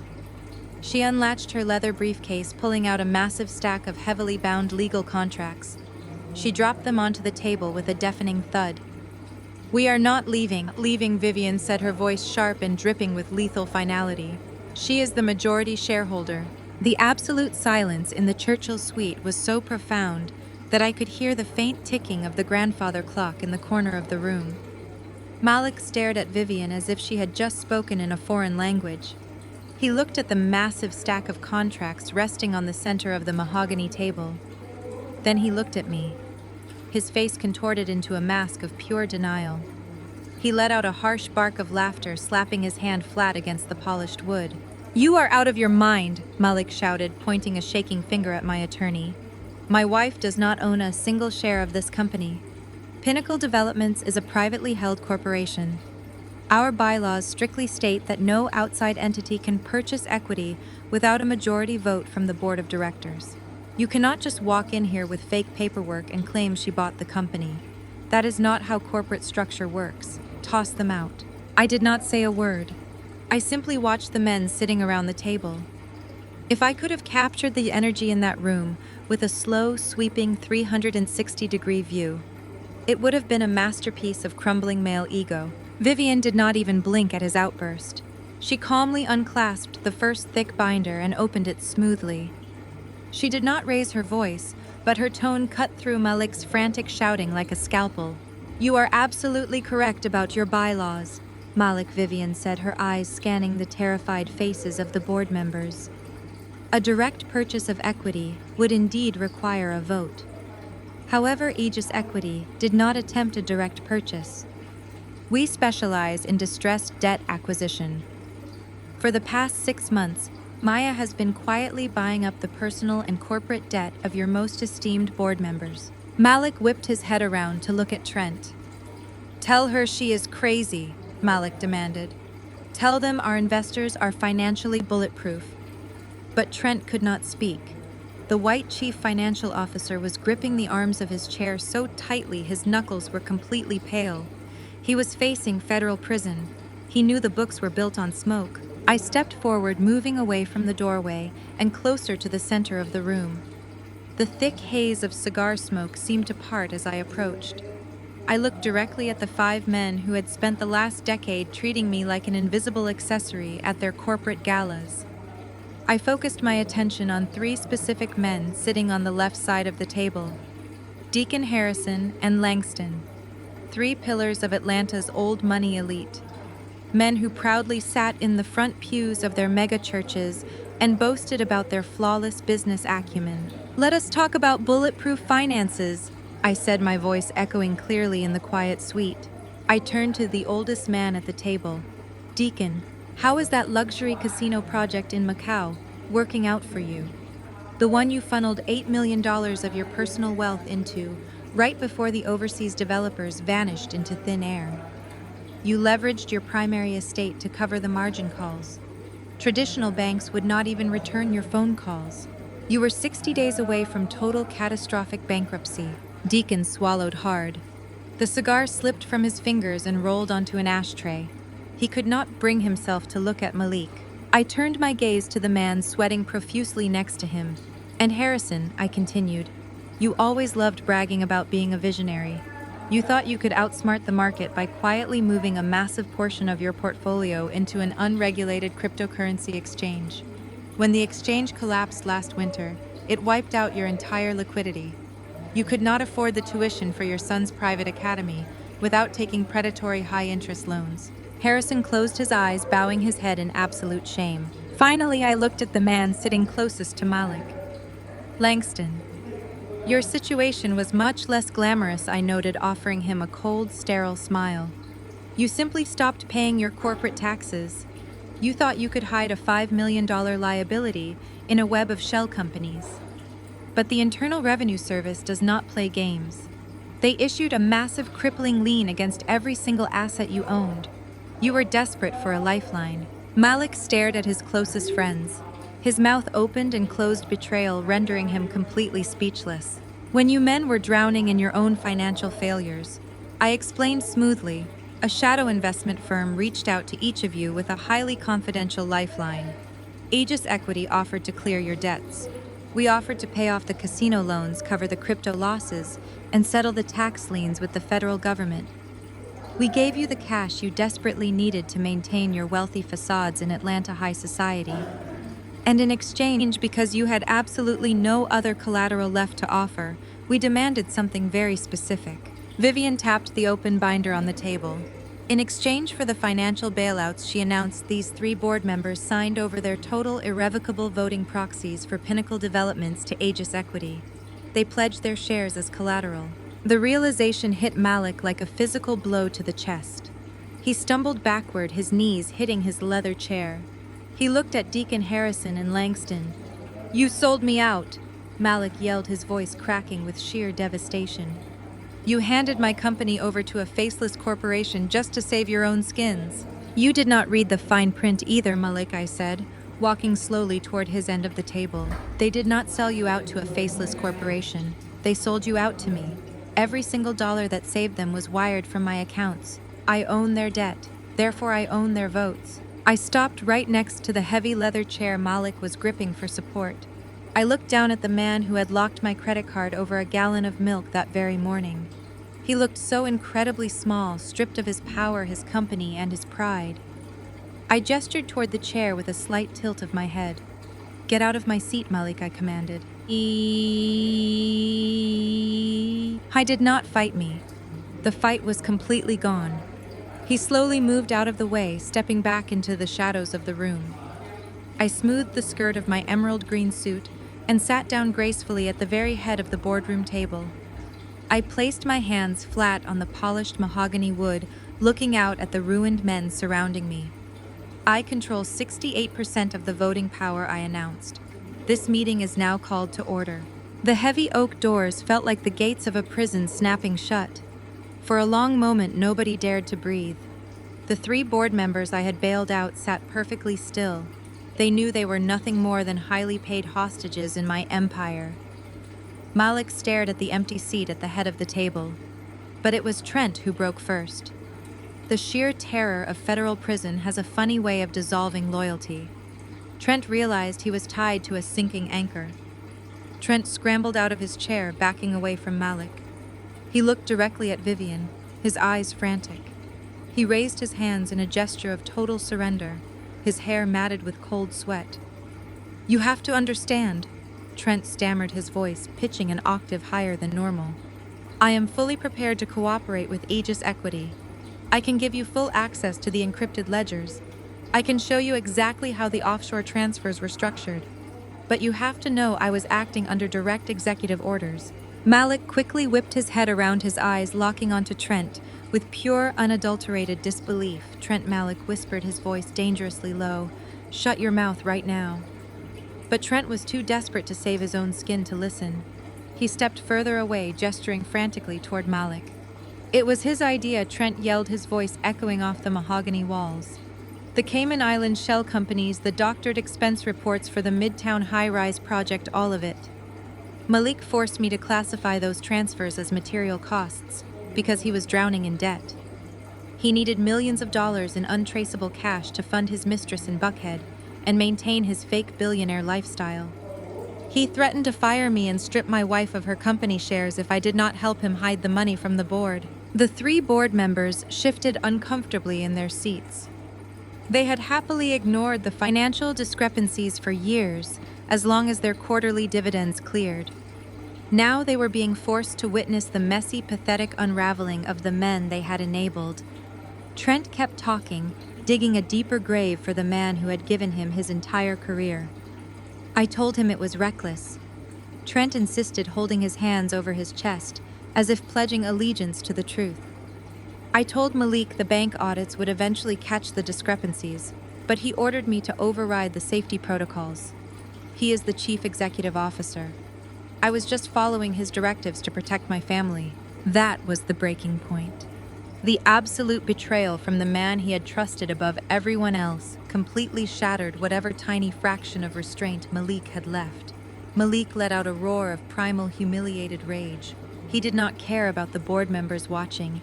He did not care about my security detail standing just outside the door. Malik lunged across the polished boardroom table, sending expensive crystal water glasses and leather coasters flying through the air. He grabbed Trent by the collar of his tailored suit, lifting the panicked white executive nearly off his feet. "You lying snake," Malik screamed, his face inches from Trent.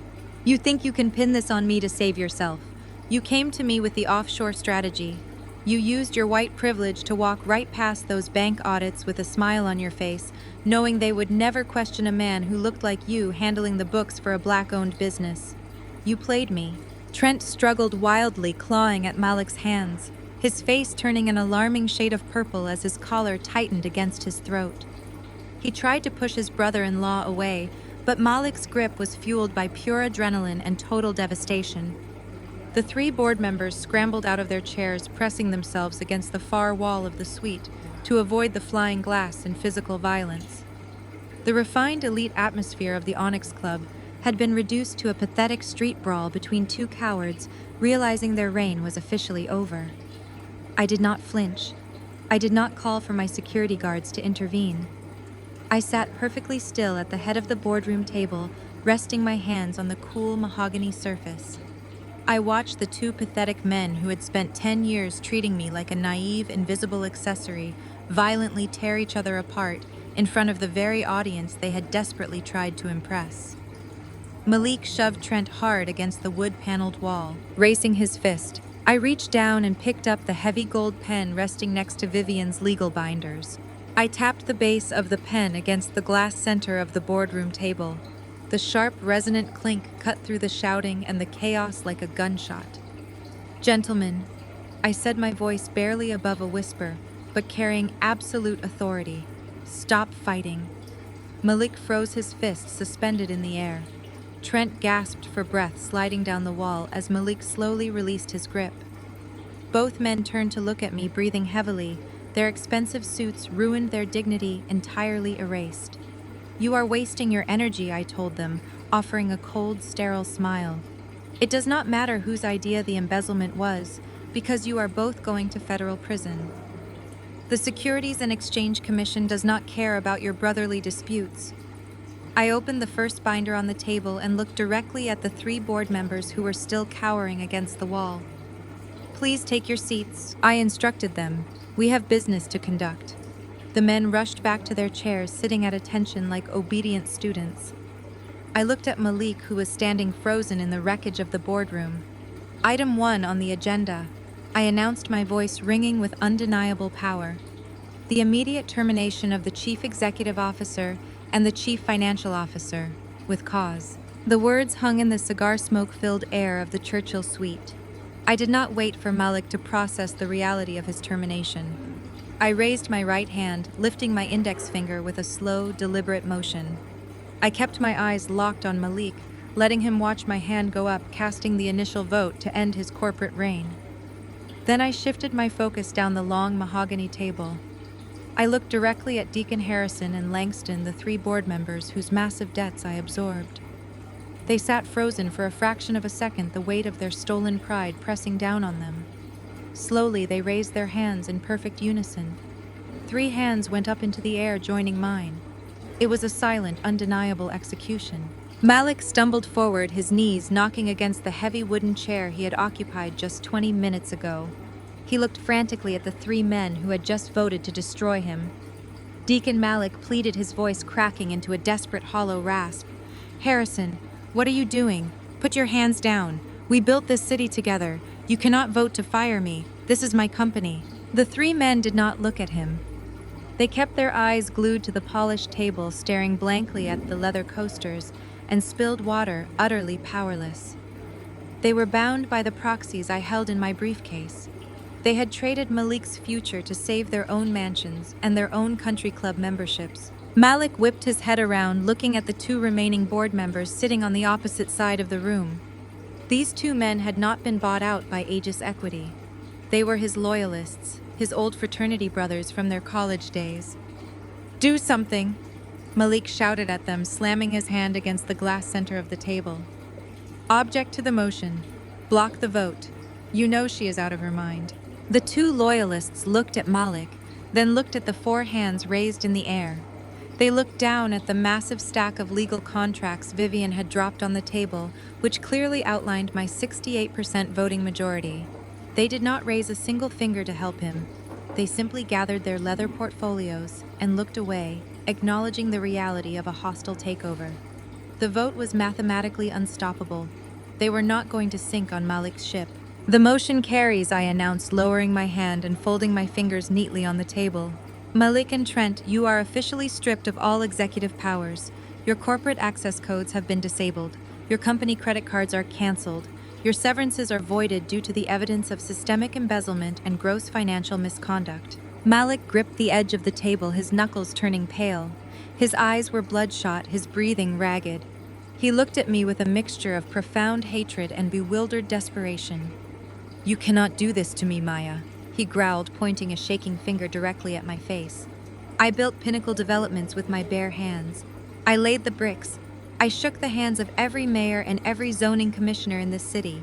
I built a black-owned empire from nothing, and you are just stealing the credit. I stood up slowly, matching his aggressive posture with cold, absolute stillness. I smoothed the lapels of my emerald green suit. You built the facade, Malik. I countered, my voice sharp and lethal. You shook the hands you posed for the magazine covers, and you played golf with the politicians. But you did not build the empire. I built the infrastructure. Malik opened his mouth to argue, but I did not let him speak. Every single successful bid you submitted in the last 3 years was ghostwritten by me. I revealed, watching the remaining color drain entirely from his face. When you were struggling to secure the downtown commercial zoning permits, I stayed up until 4 in the morning, running the risk assessment models that kept you from defaulting. When you thought Trent was working financial miracles, I was quietly fixing the structural deficits you ignored. You were the mascot, Malik. I was the architect. Trent still slumped against the far wall, let out a pathetic groan, pulling his knees up to his chest. He knew I was telling the truth. He had known for years that his own financial models were sloppy and that the company only survived because of the silent corrections I implemented behind the scenes. "You are lying!" Malik screamed, his voice echoing off the walls, a desperate man clinging to the last shred of his fabricated ego. "You were just a housewife. You did not build anything." I sat back down in the chairman's seat, completely unbothered by his outburst. "The truth hurts, Malik," I said softly, "but it does not change the reality of this room. You are no longer the chief executive officer. You are a trespasser in a building owned by my holding company right now." Malik took a step toward me, his hands balled into fists, looking as though he might physically attack me right there in the boardroom. Before he could close the distance, Vivian stepped forward from the shadows. She moved with the predatory grace of a woman who destroyed arrogant men for a living. She reached into the pocket of her blazer and pulled out a sleek, modern smartphone. It was Malik's secondary business phone, the one he kept hidden in his golf bag. Vivian slid the phone smoothly across the long glass table. It spun perfectly, coming to a gentle halt right at Malik's fingertips. The screen lit up instantly, illuminating his panicked face with a harsh white glow. "Check your email, former chief executive officer," Vivian said, her tone dripping with icy professional satisfaction. "The Internal Revenue Service Criminal Investigation Division just sent you a warm greeting." The heavy mahogany doors of the Churchill suite did not simply open. They were thrust apart with a violent, synchronized force that sent the solid brass handles crashing against the expensive wood-paneled walls. The refined, hushed atmosphere of the Onyx Club, a place that prided itself on ultimate discretion and absolute privacy, was instantly annihilated. I sat perfectly still at the head of the boardroom table, watching the chaos unfold exactly as I had orchestrated it. The club manager, a man who had spent his entire career keeping unwanted elements away from Atlanta's elite, was currently being shoved backward into the room. He was waving his hands frantically, his face flushed with indignation, demanding that the intruders respect the private nature of the establishment. He threatened to call the police, completely oblivious to the fact that the people physically pushing past him were the police. They were not local beat cops.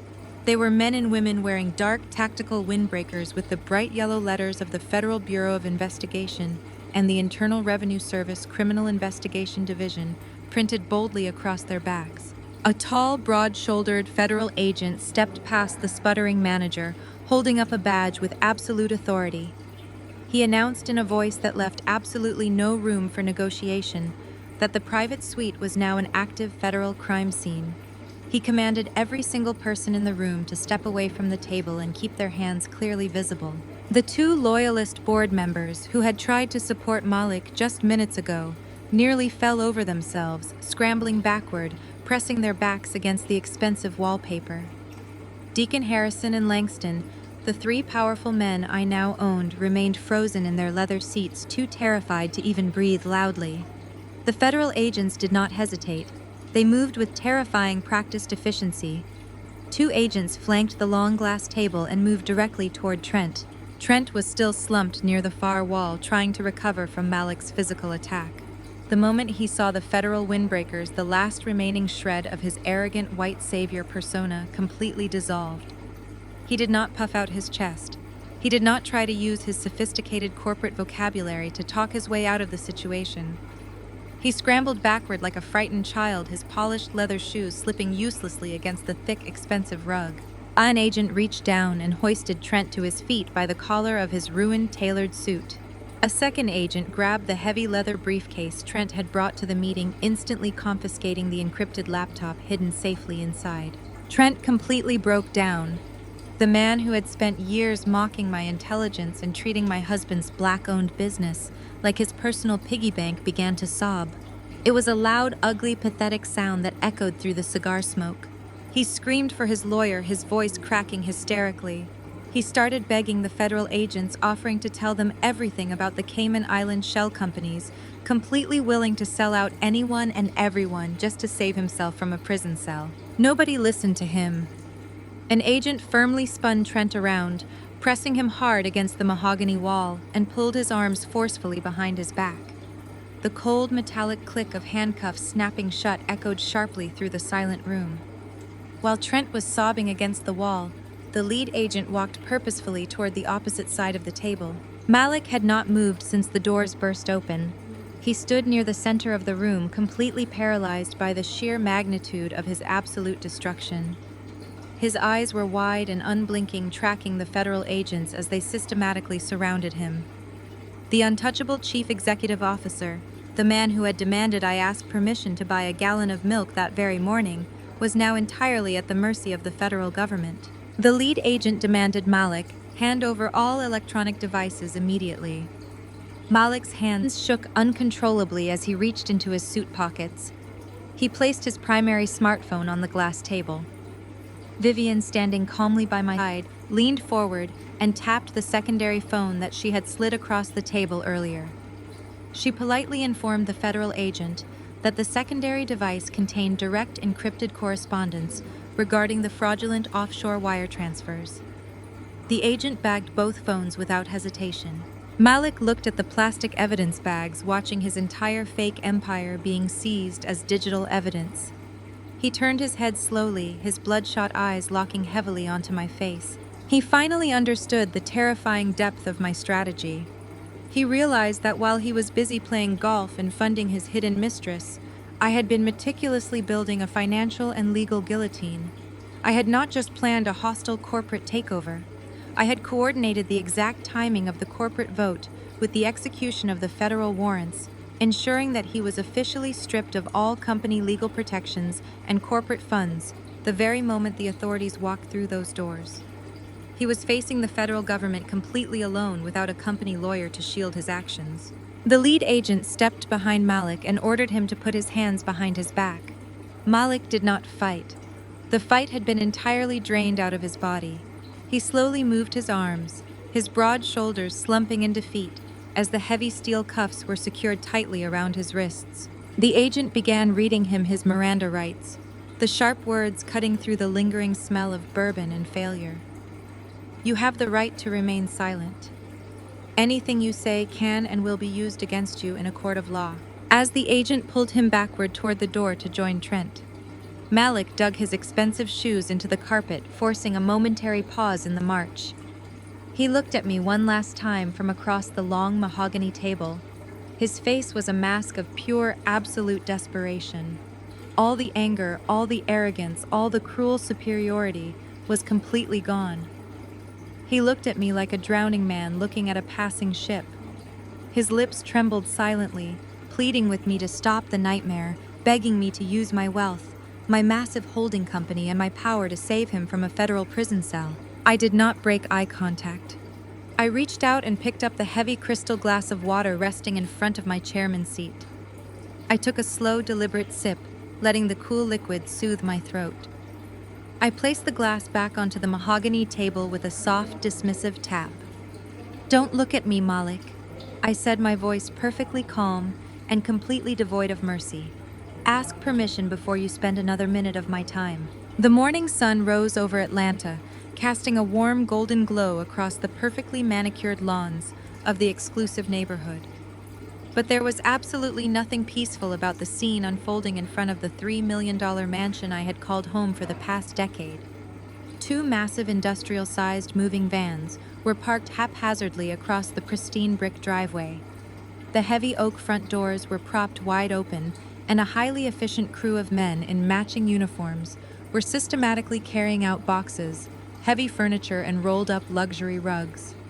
Standing right in the middle of the perfectly cut grass, looking entirely out of place in the harsh morning light, were Zarya and Jada. They were surrounded by a chaotic mountain of heavy-duty black trash bags. These were not bags filled with yard waste. They were bursting at the seams with thousands of dollars worth of designer dresses, luxury handbags, and custom shoes that had been hastily shoved inside by the eviction crew. Zarya was pacing frantically back and forth across the lawn.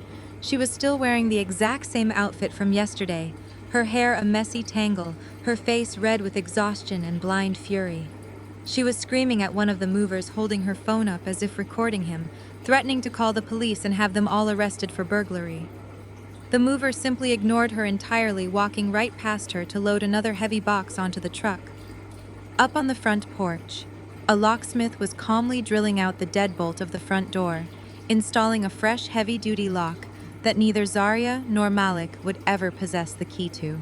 I watched this entire pathetic display from the climate-controlled comfort of my black Maybach idling quietly at the curb. I took a slow sip of my coffee, savoring the absolute silence inside the vehicle. For years, I had listened to these two women belittle me. I had endured their passive-aggressive comments about my clothes, my career, and my background. Now they were standing on a lawn with their entire lives shoved into garbage bags. The neighborhood association president drove slowly past in her luxury sedan, slowing down just long enough to stare at Jada's public humiliation before accelerating away. I opened the door and stepped out onto the pavement. I was wearing a simple, elegant, cream-colored pantsuit, projecting a level of absolute peace and serenity that completely contrasted with their screaming panic. The moment my heels clicked against the driveway, Zarya froze. She dropped her phone to her side, her mouth falling open as she watched me approach. Jada, however, reacted differently. Malik's sister had spent the entire night processing the horrific reality of her husband's secret life and his subsequent federal arrest. The arrogant, materialistic woman who had sneered at me 24 hours ago was completely gone. Jada stumbled across the grass, nearly tripping over a bag of her own designer shoes. She ran up to me, her face pale and streaked with dried mascara. "Maya." Jada gasped, reaching as if to grab my arm before thinking better of it, and pulling her hands back against her chest. "Maya, you have to stop them. They are throwing all of our things into the street. The bank froze all of our joint accounts this morning. I tried to access the emergency savings, but Trent's other family down in Florida had already drained it. The federal authorities seized my house too. I do not have a single dollar to my name, Maya. I do not have a hotel room. I do not have a car. Please, you have to let us stay here just for a few days until I can figure out what to do." Zarya marched up behind her aunt, still clinging tightly to her delusional sense of entitlement. "You cannot kick us out," she demanded, though her voice wavered with genuine fear. "My dad is going to get out on bail today. He is going to call his lawyers, and he is going to take this house back. You are going to be in so much trouble when he gets home." I looked at the 19-year-old girl who still thought her father was an untouchable superhero. "Your father is currently sitting in a federal holding cell," Zarya Y informed her, keeping my voice perfectly level and devoid of emotion. "He was denied bail this morning because the judge deemed him a significant flight risk. He is not coming home today. He is not coming home tomorrow. In fact, given the sheer volume of financial crimes he and Trent committed, he is likely not coming home for the next 15 years. And as for this house, Aegis Equity officially foreclosed on the property at 8 o'clock this morning. You are both currently trespassing on corporate property." I turned my attention back to Jada, who was shaking visibly in the cool morning air. Jada had spent her entire adult life relying on men to fund her existence. She had relied on her brother's real estate firm, and she had relied on her white husband's corporate salary. She had actively helped them tear down another black woman just to secure her own position in their elite circle. Now the men she worshipped were locked in federal cages, and she was left with absolutely nothing but the trash bags on the lawn. I took a slow breath, tasting the sweet, undeniable flavor of absolute victory. I reached into my designer handbag. I did not pull out a checkbook. I did not pull out keys to a spare apartment. I pulled out a simple trifold paper brochure. I held it out toward Jada, waiting for her to take it with her trembling fingers. She looked down at the glossy paper, her eyes scanning the bold print on the front cover. It was an informational pamphlet for a local low-income housing shelter in downtown Atlanta, a facility specifically designed for women facing sudden displacement and financial ruin. Jada stared at the brochure, a fresh wave of tears welling up in her eyes as the crushing reality of her new social status finally settled over her. She looked up at me, her expression a mix of absolute devastation and total disbelief. I offered her a calm, unwavering look. "You told me yesterday to let the men handle the business. Well, your man is in federal holding. Better start handling your own business." Jada stared down at the glossy pamphlet in her trembling hands. The bold letters advertising emergency shelter for displaced women seemed to finally break the last fragile thread of her sanity. She did not scream or argue. She simply clutched the cheap paper to her chest, turned away from me, and stumbled blindly toward the sidewalk, her designer heels dragging heavily across the concrete. I watched her walk away, feeling absolutely no pity for a woman who had actively participated in my emotional torment for a decade. My attention shifted back to the teenager standing a few feet away. Zaria had just watched her aunt completely disintegrate on the front lawn. But the reality of our new dynamic still had not penetrated her thick shield of unearned privilege. She stood with her arms crossed tightly over her chest, wearing a designer tracksuit that cost more than most people made in a month. She glared at me, her eyes narrowing as she stubbornly clung to the delusion that she was still untouchable in this world. "You are a total psycho!" Zaria spat, her voice trembling but dripping with her familiar bratty venom. "You think you have this all figured out. You think you can just kick me out of my own house, tow my car, and leave me with nothing. But you forgot something very important, Maya. You forgot that I do not actually need you or my dad's corporate accounts. I have my own money. I have my trust fund." She took a step toward me, lifting her chin in a pathetic attempt to assert dominance.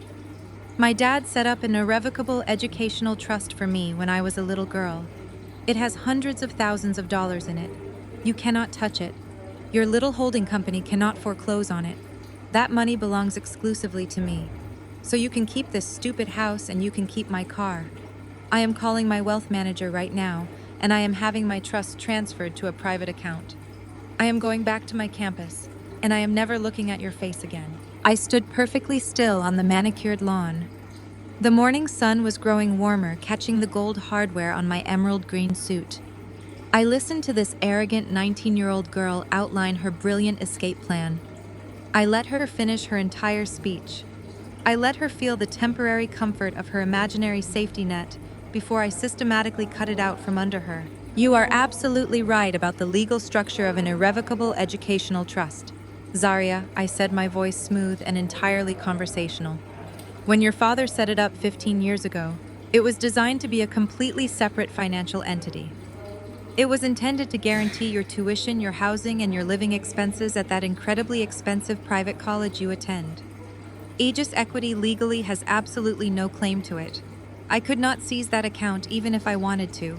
Zaria smirked, a fleeting look of absolute triumph flashing across her young face. "See," she snapped, pulling her phone out of her pocket. "You do not control everything. Now get out of my way before I call a cab." I did not move. I just looked at her with a profound, heavy pity. "I cannot seize an empty account, Zaria," I told her, dropping my voice to a quiet, lethal register. The smirk instantly vanished from her lips. She froze, her arms slowly uncrossing as her phone dropped to her side. "What are you talking about?" she demanded, her tone suddenly laced with genuine hesitation. "Your trust fund is empty," I explained, enunciating every single word so the harsh reality would finally sink into her stubborn brain. "It does not have hundreds of thousands of dollars in it. It currently holds a balance of exactly $0.00. It has been completely empty for 24 months. "That is a lie!" Zaria shouted, taking a frantic step forward, her voice pitching into a desperate whine. "My dad would never touch my college money. You are just making things up to scare me because you hate me." I reached into my designer tote bag. I pulled out a single sheet of paper, a certified bank ledger from the trust management firm. I held it out to her. Zaria snatched it from my hand, her eyes darting frantically across the columns of numbers. "Look at the withdrawal dates," Zaria, I instructed her calmly. 2 years ago, your father was drowning in corporate debt. He was desperate to keep up his billionaire persona in front of the Atlanta elite, and he had just started dating Chloe. He wanted to impress his shiny new mistress, but his credit was completely destroyed. So as the sole trustee of your educational account, he authorized an emergency withdrawal. He drained every single dollar of your future to put a cash down payment on a luxury penthouse in Buckhead for a woman who is barely 5 years older than you. Zaria stared at the bank statement. Her breathing became shallow and rapid. The realization that her beloved father, the man she had constantly weaponized against me, had literally stolen her education to fund his infidelity, was finally breaking through her entitlement. Her hands began to shake violently. The piece of paper fluttered in her grip. "But that is impossible," Zaria stammered, shaking her head in fierce, heartbroken denial. "The registrar office emailed me a receipt just last week. My tuition for the upcoming semester was paid in full. My sorority dues cleared. My off-campus housing is completely covered. If the trust fund has been empty for 2 years, how is my school getting paid?" I took a slow, deep breath, looking down at the girl who had made it her daily mission to remind me that I was nothing but a temporary fixture in her father's grand life. "Because I paid it," I said softly. Zaria stopped breathing. She looked up from the paper, her eyes wide, entirely unable to process the words I had just spoken. For the last 4 semesters, I continued holding her gaze. "I have been personally transferring the funds directly to your university registrar. I paid your tuition. I paid your exorbitant housing fees. I paid your ridiculous sorority dues. I did it all out of my own private accounts." "Why?" Zaria whispered, her voice cracking, as a tear finally escaped and rolled down her cheek. "Why would you do that when you know how much I hate you?" "Because despite your constant disrespect, despite the fact that you treated me like the hired help every single day, for a decade, I refused to watch a young black woman drop out of college simply because her father was a financially incompetent narcissist," I told her. "I wanted you to get your degree. I wanted you to have a chance to build a real life. So I quietly covered the massive gaps Malik left behind." Zaria just stared at me. The absolute magnitude of her own cruelty contrasted with the silent grace I had afforded her, crashed down on her shoulders. She had spent years biting the exact hand that was actively keeping her from drowning. More tears spilled over her eyelashes. She had no father to protect her. She had no trust fund to fall back on. She was entirely alone. I reached into my tote bag one last time. I did not pull out another bank statement. I pulled out a manila folder and held it out toward her. Zaria took it slowly, her hands trembling so badly she nearly dropped it.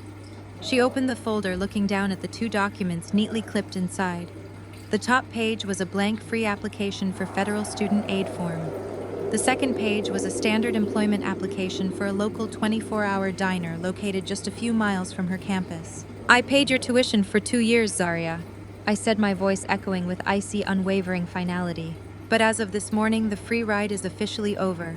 Welcome to the real world. I hear they are hiring shift managers." At 7:20 in the morning, my card was declined over a $5.35 gallon of milk.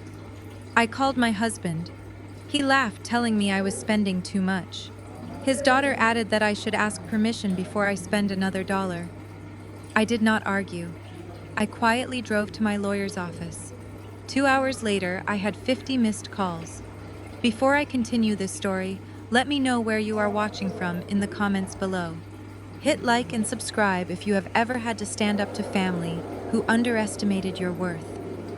The fluorescent lights of the grocery store buzzed loudly above me as the cashier handed back my platinum credit card. "Declined," she said, her voice carrying a specific brand of pity that made the woman standing behind me in line suddenly find her shoes very interesting. I stared at the digital screen. The total was exactly $5.35 for organic milk. I pulled out my phone and dialed Malik. My husband was the chief executive officer of Pinnacle Developments, a luxury real estate firm. He constantly bragged, was the crown jewel of the black elite in Atlanta. The line picked up instantly, filling my ear with the clinking of fine crystal and the booming laughter of men wrapping up a morning at the country club. "Malik," I said, keeping my voice perfectly level. My card was just declined at the register for a gallon of milk. Malik let out a loud, theatrical sigh, making absolutely sure his friends could hear his exasperation. "Maya, sweetheart, I locked the card this morning. You are spending way too much money on useless things. We have a budget to maintain, and you need to learn some financial discipline." Before I could even process the absolute audacity of a man wearing a custom-tailored suit telling me about a $5 budget, another voice cut through the background noise. It was Zaria, his 19-year-old daughter from a previous relationship. She was supposed to be in her morning seminar at her expensive private college, but was apparently joining him for breakfast instead. "Maybe next time you will ask permission before you spend another dollar of my dad's money. Maya, she sneered. Her voice dripped with the kind of pure entitlement that comes from never working a single day in your life. Just put the milk back and catch the bus home. You do not have a real job anyway. Malik chuckled, a grating sound that scraped right down my spine. See you at home, he said, and the line went dead. I stood at the register for exactly 3 seconds. I did not cry. I did not argue. I simply smiled at the cashier, reached into the hidden pocket of my designer purse, and pulled out a solid matte black metal card. I tapped it against the machine, watched the payment approved sign flash, instantly grabbed my milk and walked out into the sweltering Atlanta heat. Getting into my car, I did not head back to our $3 million mansion.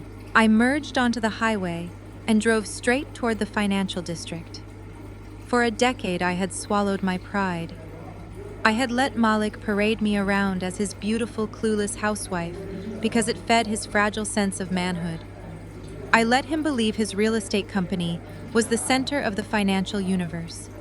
What he did not know, what I had painstakingly hidden to protect his ego, was that I was a forensic accountant and the founder of Aegis Equity, a shadow investment firm that currently managed over $200 million in assets. As I navigated the morning traffic, my mind drifted back to a day 5 years ago. Malik's company had just landed its first major city contract, and the sudden influx of wealth had made him severely paranoid. He sat me down in his decorated home office, pushed a dense legal document across the desk, and demanded I sign a post-nuptial agreement. He told me it was standard procedure for a successful black man building generational wealth, framing it as a way to protect his empire from a gold digger wife.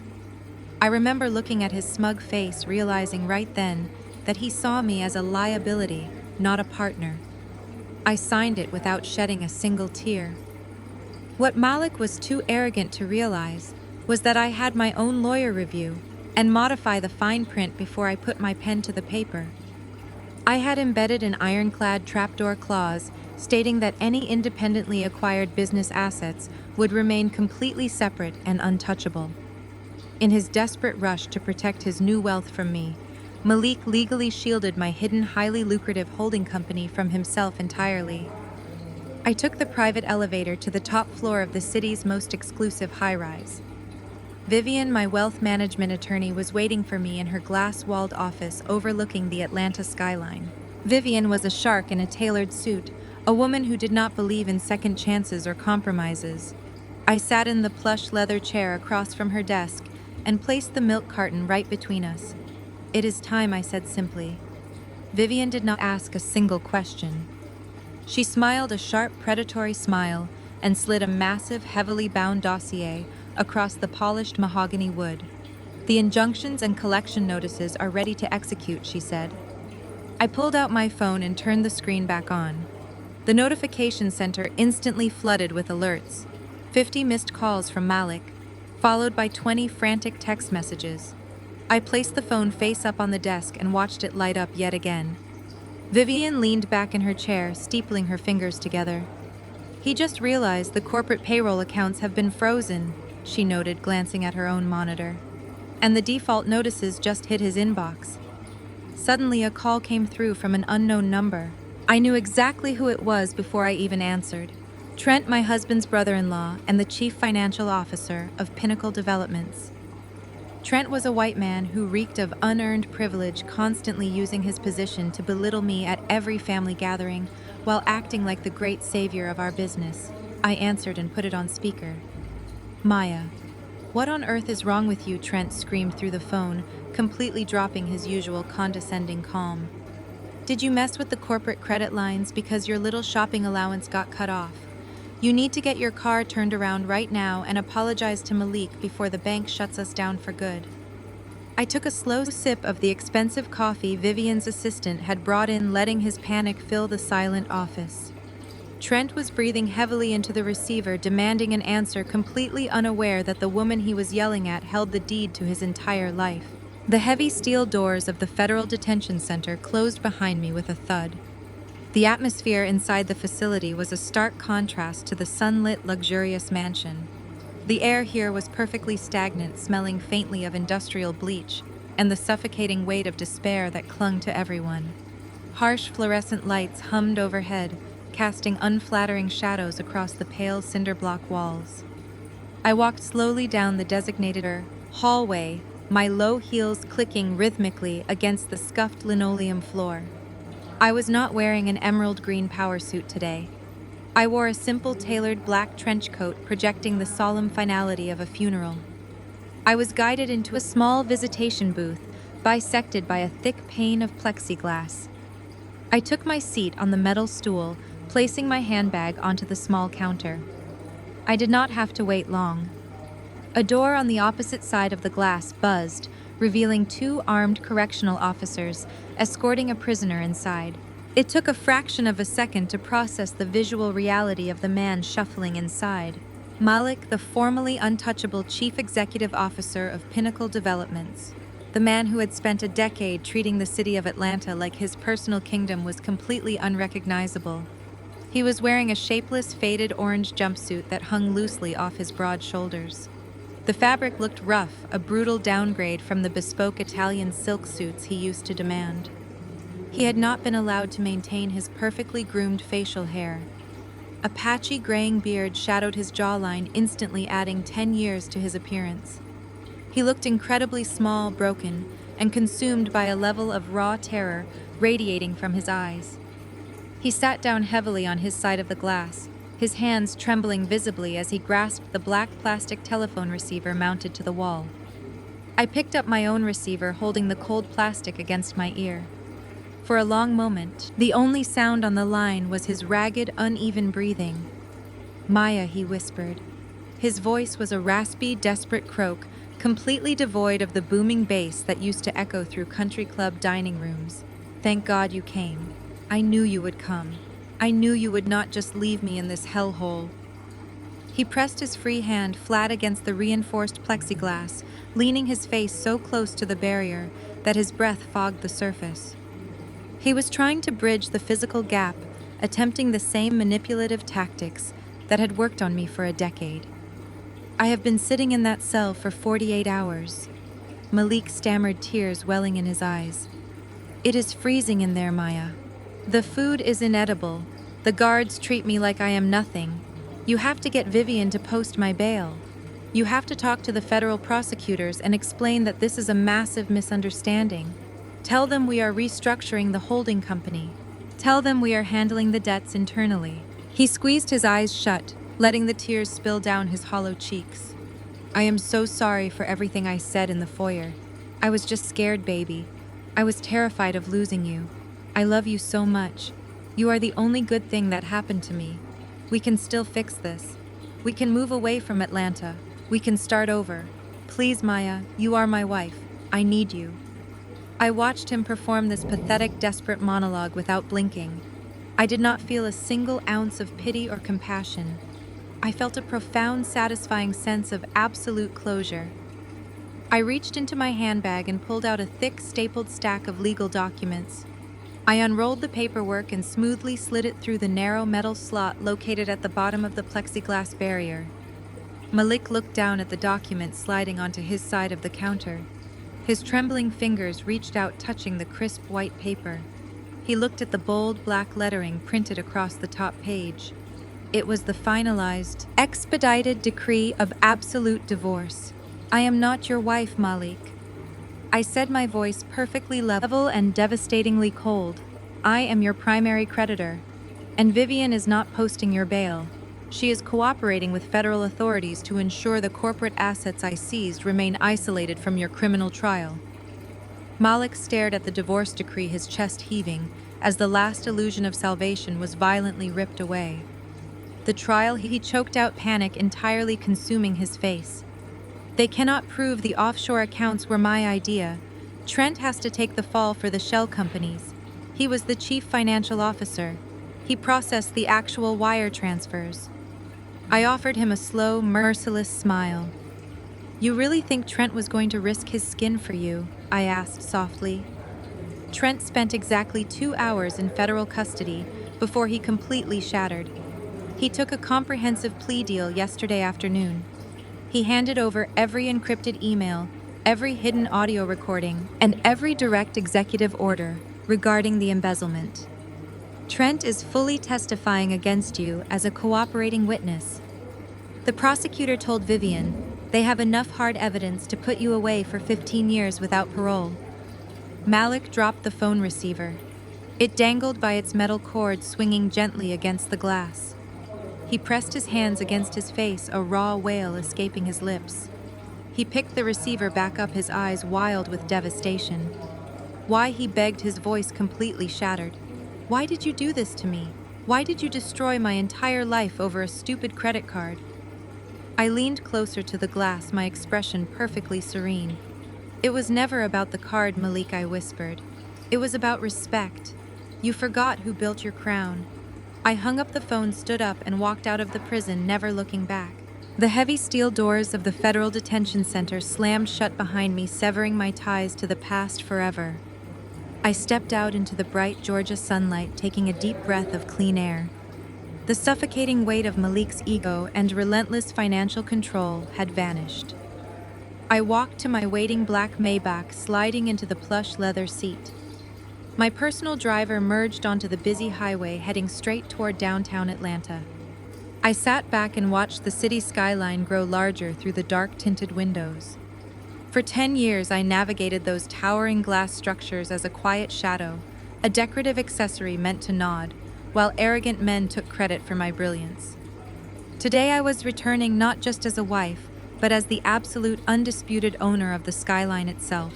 The Maybach pulled smoothly up to the towering glass and steel high-rise that housed the corporate headquarters of Pinnacle Developments. Except it was not Pinnacle Developments anymore. As I stepped onto the pristine pavement, I looked up at the massive stone monument near the front entrance. A crew of workers was currently removing the old gold lettering. In its place, sleek brushed platinum letters were being mounted to the stone. Aegis Real Estate. The physical manifestation of my hidden empire was now proudly displayed for the entire city to see. I smoothed the lapels of my tailored white power suit. White for a fresh start for the unblemished future I had secured. I walked through the revolving doors and stepped into the grand lobby. The atmosphere inside the massive corporate lobby was intensely quiet. Nearly 100 employees were gathered across the marble floor. These were the project managers, junior accountants, and urban planners who had spent years working under Malik's tyrannical leadership and Trent's condescending white savior complex. They stood at attention, their faces etched with deep anxiety. They knew the federal raid had occurred. They knew the chief executive officer and chief financial officer were in federal holding.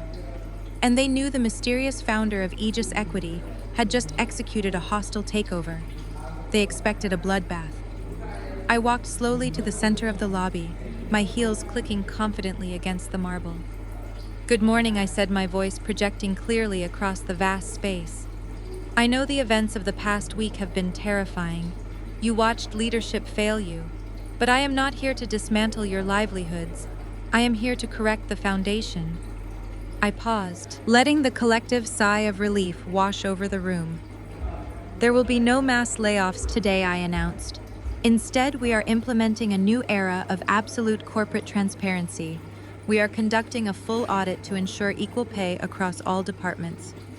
We are shifting our entire developmental focus away from exploiting elite tax loopholes and redirecting our capital toward genuine community-focused development that empowers the Black neighborhoods of Atlanta. The era of toxic egos and stolen funds is officially over. You work for Aegis now. Welcome to the winning team." A ripple of genuine applause broke out across the lobby. I walked past the cheering staff and took the private elevator straight to the top floor. Vivian, my brilliant wealth management attorney, was waiting for me in the executive suite. She held a thick leather-bound portfolio. She did not offer a formal greeting, just a sharp, triumphant smile. She handed me the final signed property deeds and the complete corporate restructuring documents. "The toxic elements have been completely excised," Vivian informed me. Jada was processed into the emergency housing program downtown after Trent's hidden assets were entirely seized by federal prosecutors. Zaria was formally UN enrolled from her private college yesterday, and just clocked in for her first morning shift at a local diner. And Malik has been officially denied bail pending his federal trial. They are completely gone from your life. I took the heavy portfolio from her hands, feeling the undeniable weight of absolute freedom. I had retained my wealth, my dignity, and my unshakable peace. I thanked Vivian and walked slowly into the primary corner office. The massive mahogany desk that Malik used to sit behind was completely cleared of his pretentious decorations. The room was bathed in bright natural sunlight pouring through the floor-to-ceiling windows. I walked up to the glass, looking out over the sprawling, vibrant city of Atlanta. The streets and financial districts pulsed with energy below me. I had built this empire from the shadows, surviving emotional neglect and financial manipulation, and I had emerged completely victorious. I turned away from the window and walked around to the executive leather chair. I sat down, resting my hands on the smooth, polished wood of the desk. Sitting right in the center of the pristine surface was a sleek, custom-made glass frame. Inside the frame rested a crisp $5 bill, accompanied by a quarter and a dime. $5.35, the exact cost of a simple gallon of milk. I reached out and gently traced my manicured finger along the edge of the glass frame. I looked directly ahead, a confident, profoundly serene smile spreading across my face as I addressed you, the audience, one final time. They told me I was spending too much, I said, my voice steady and echoing with absolute power. They were absolutely right.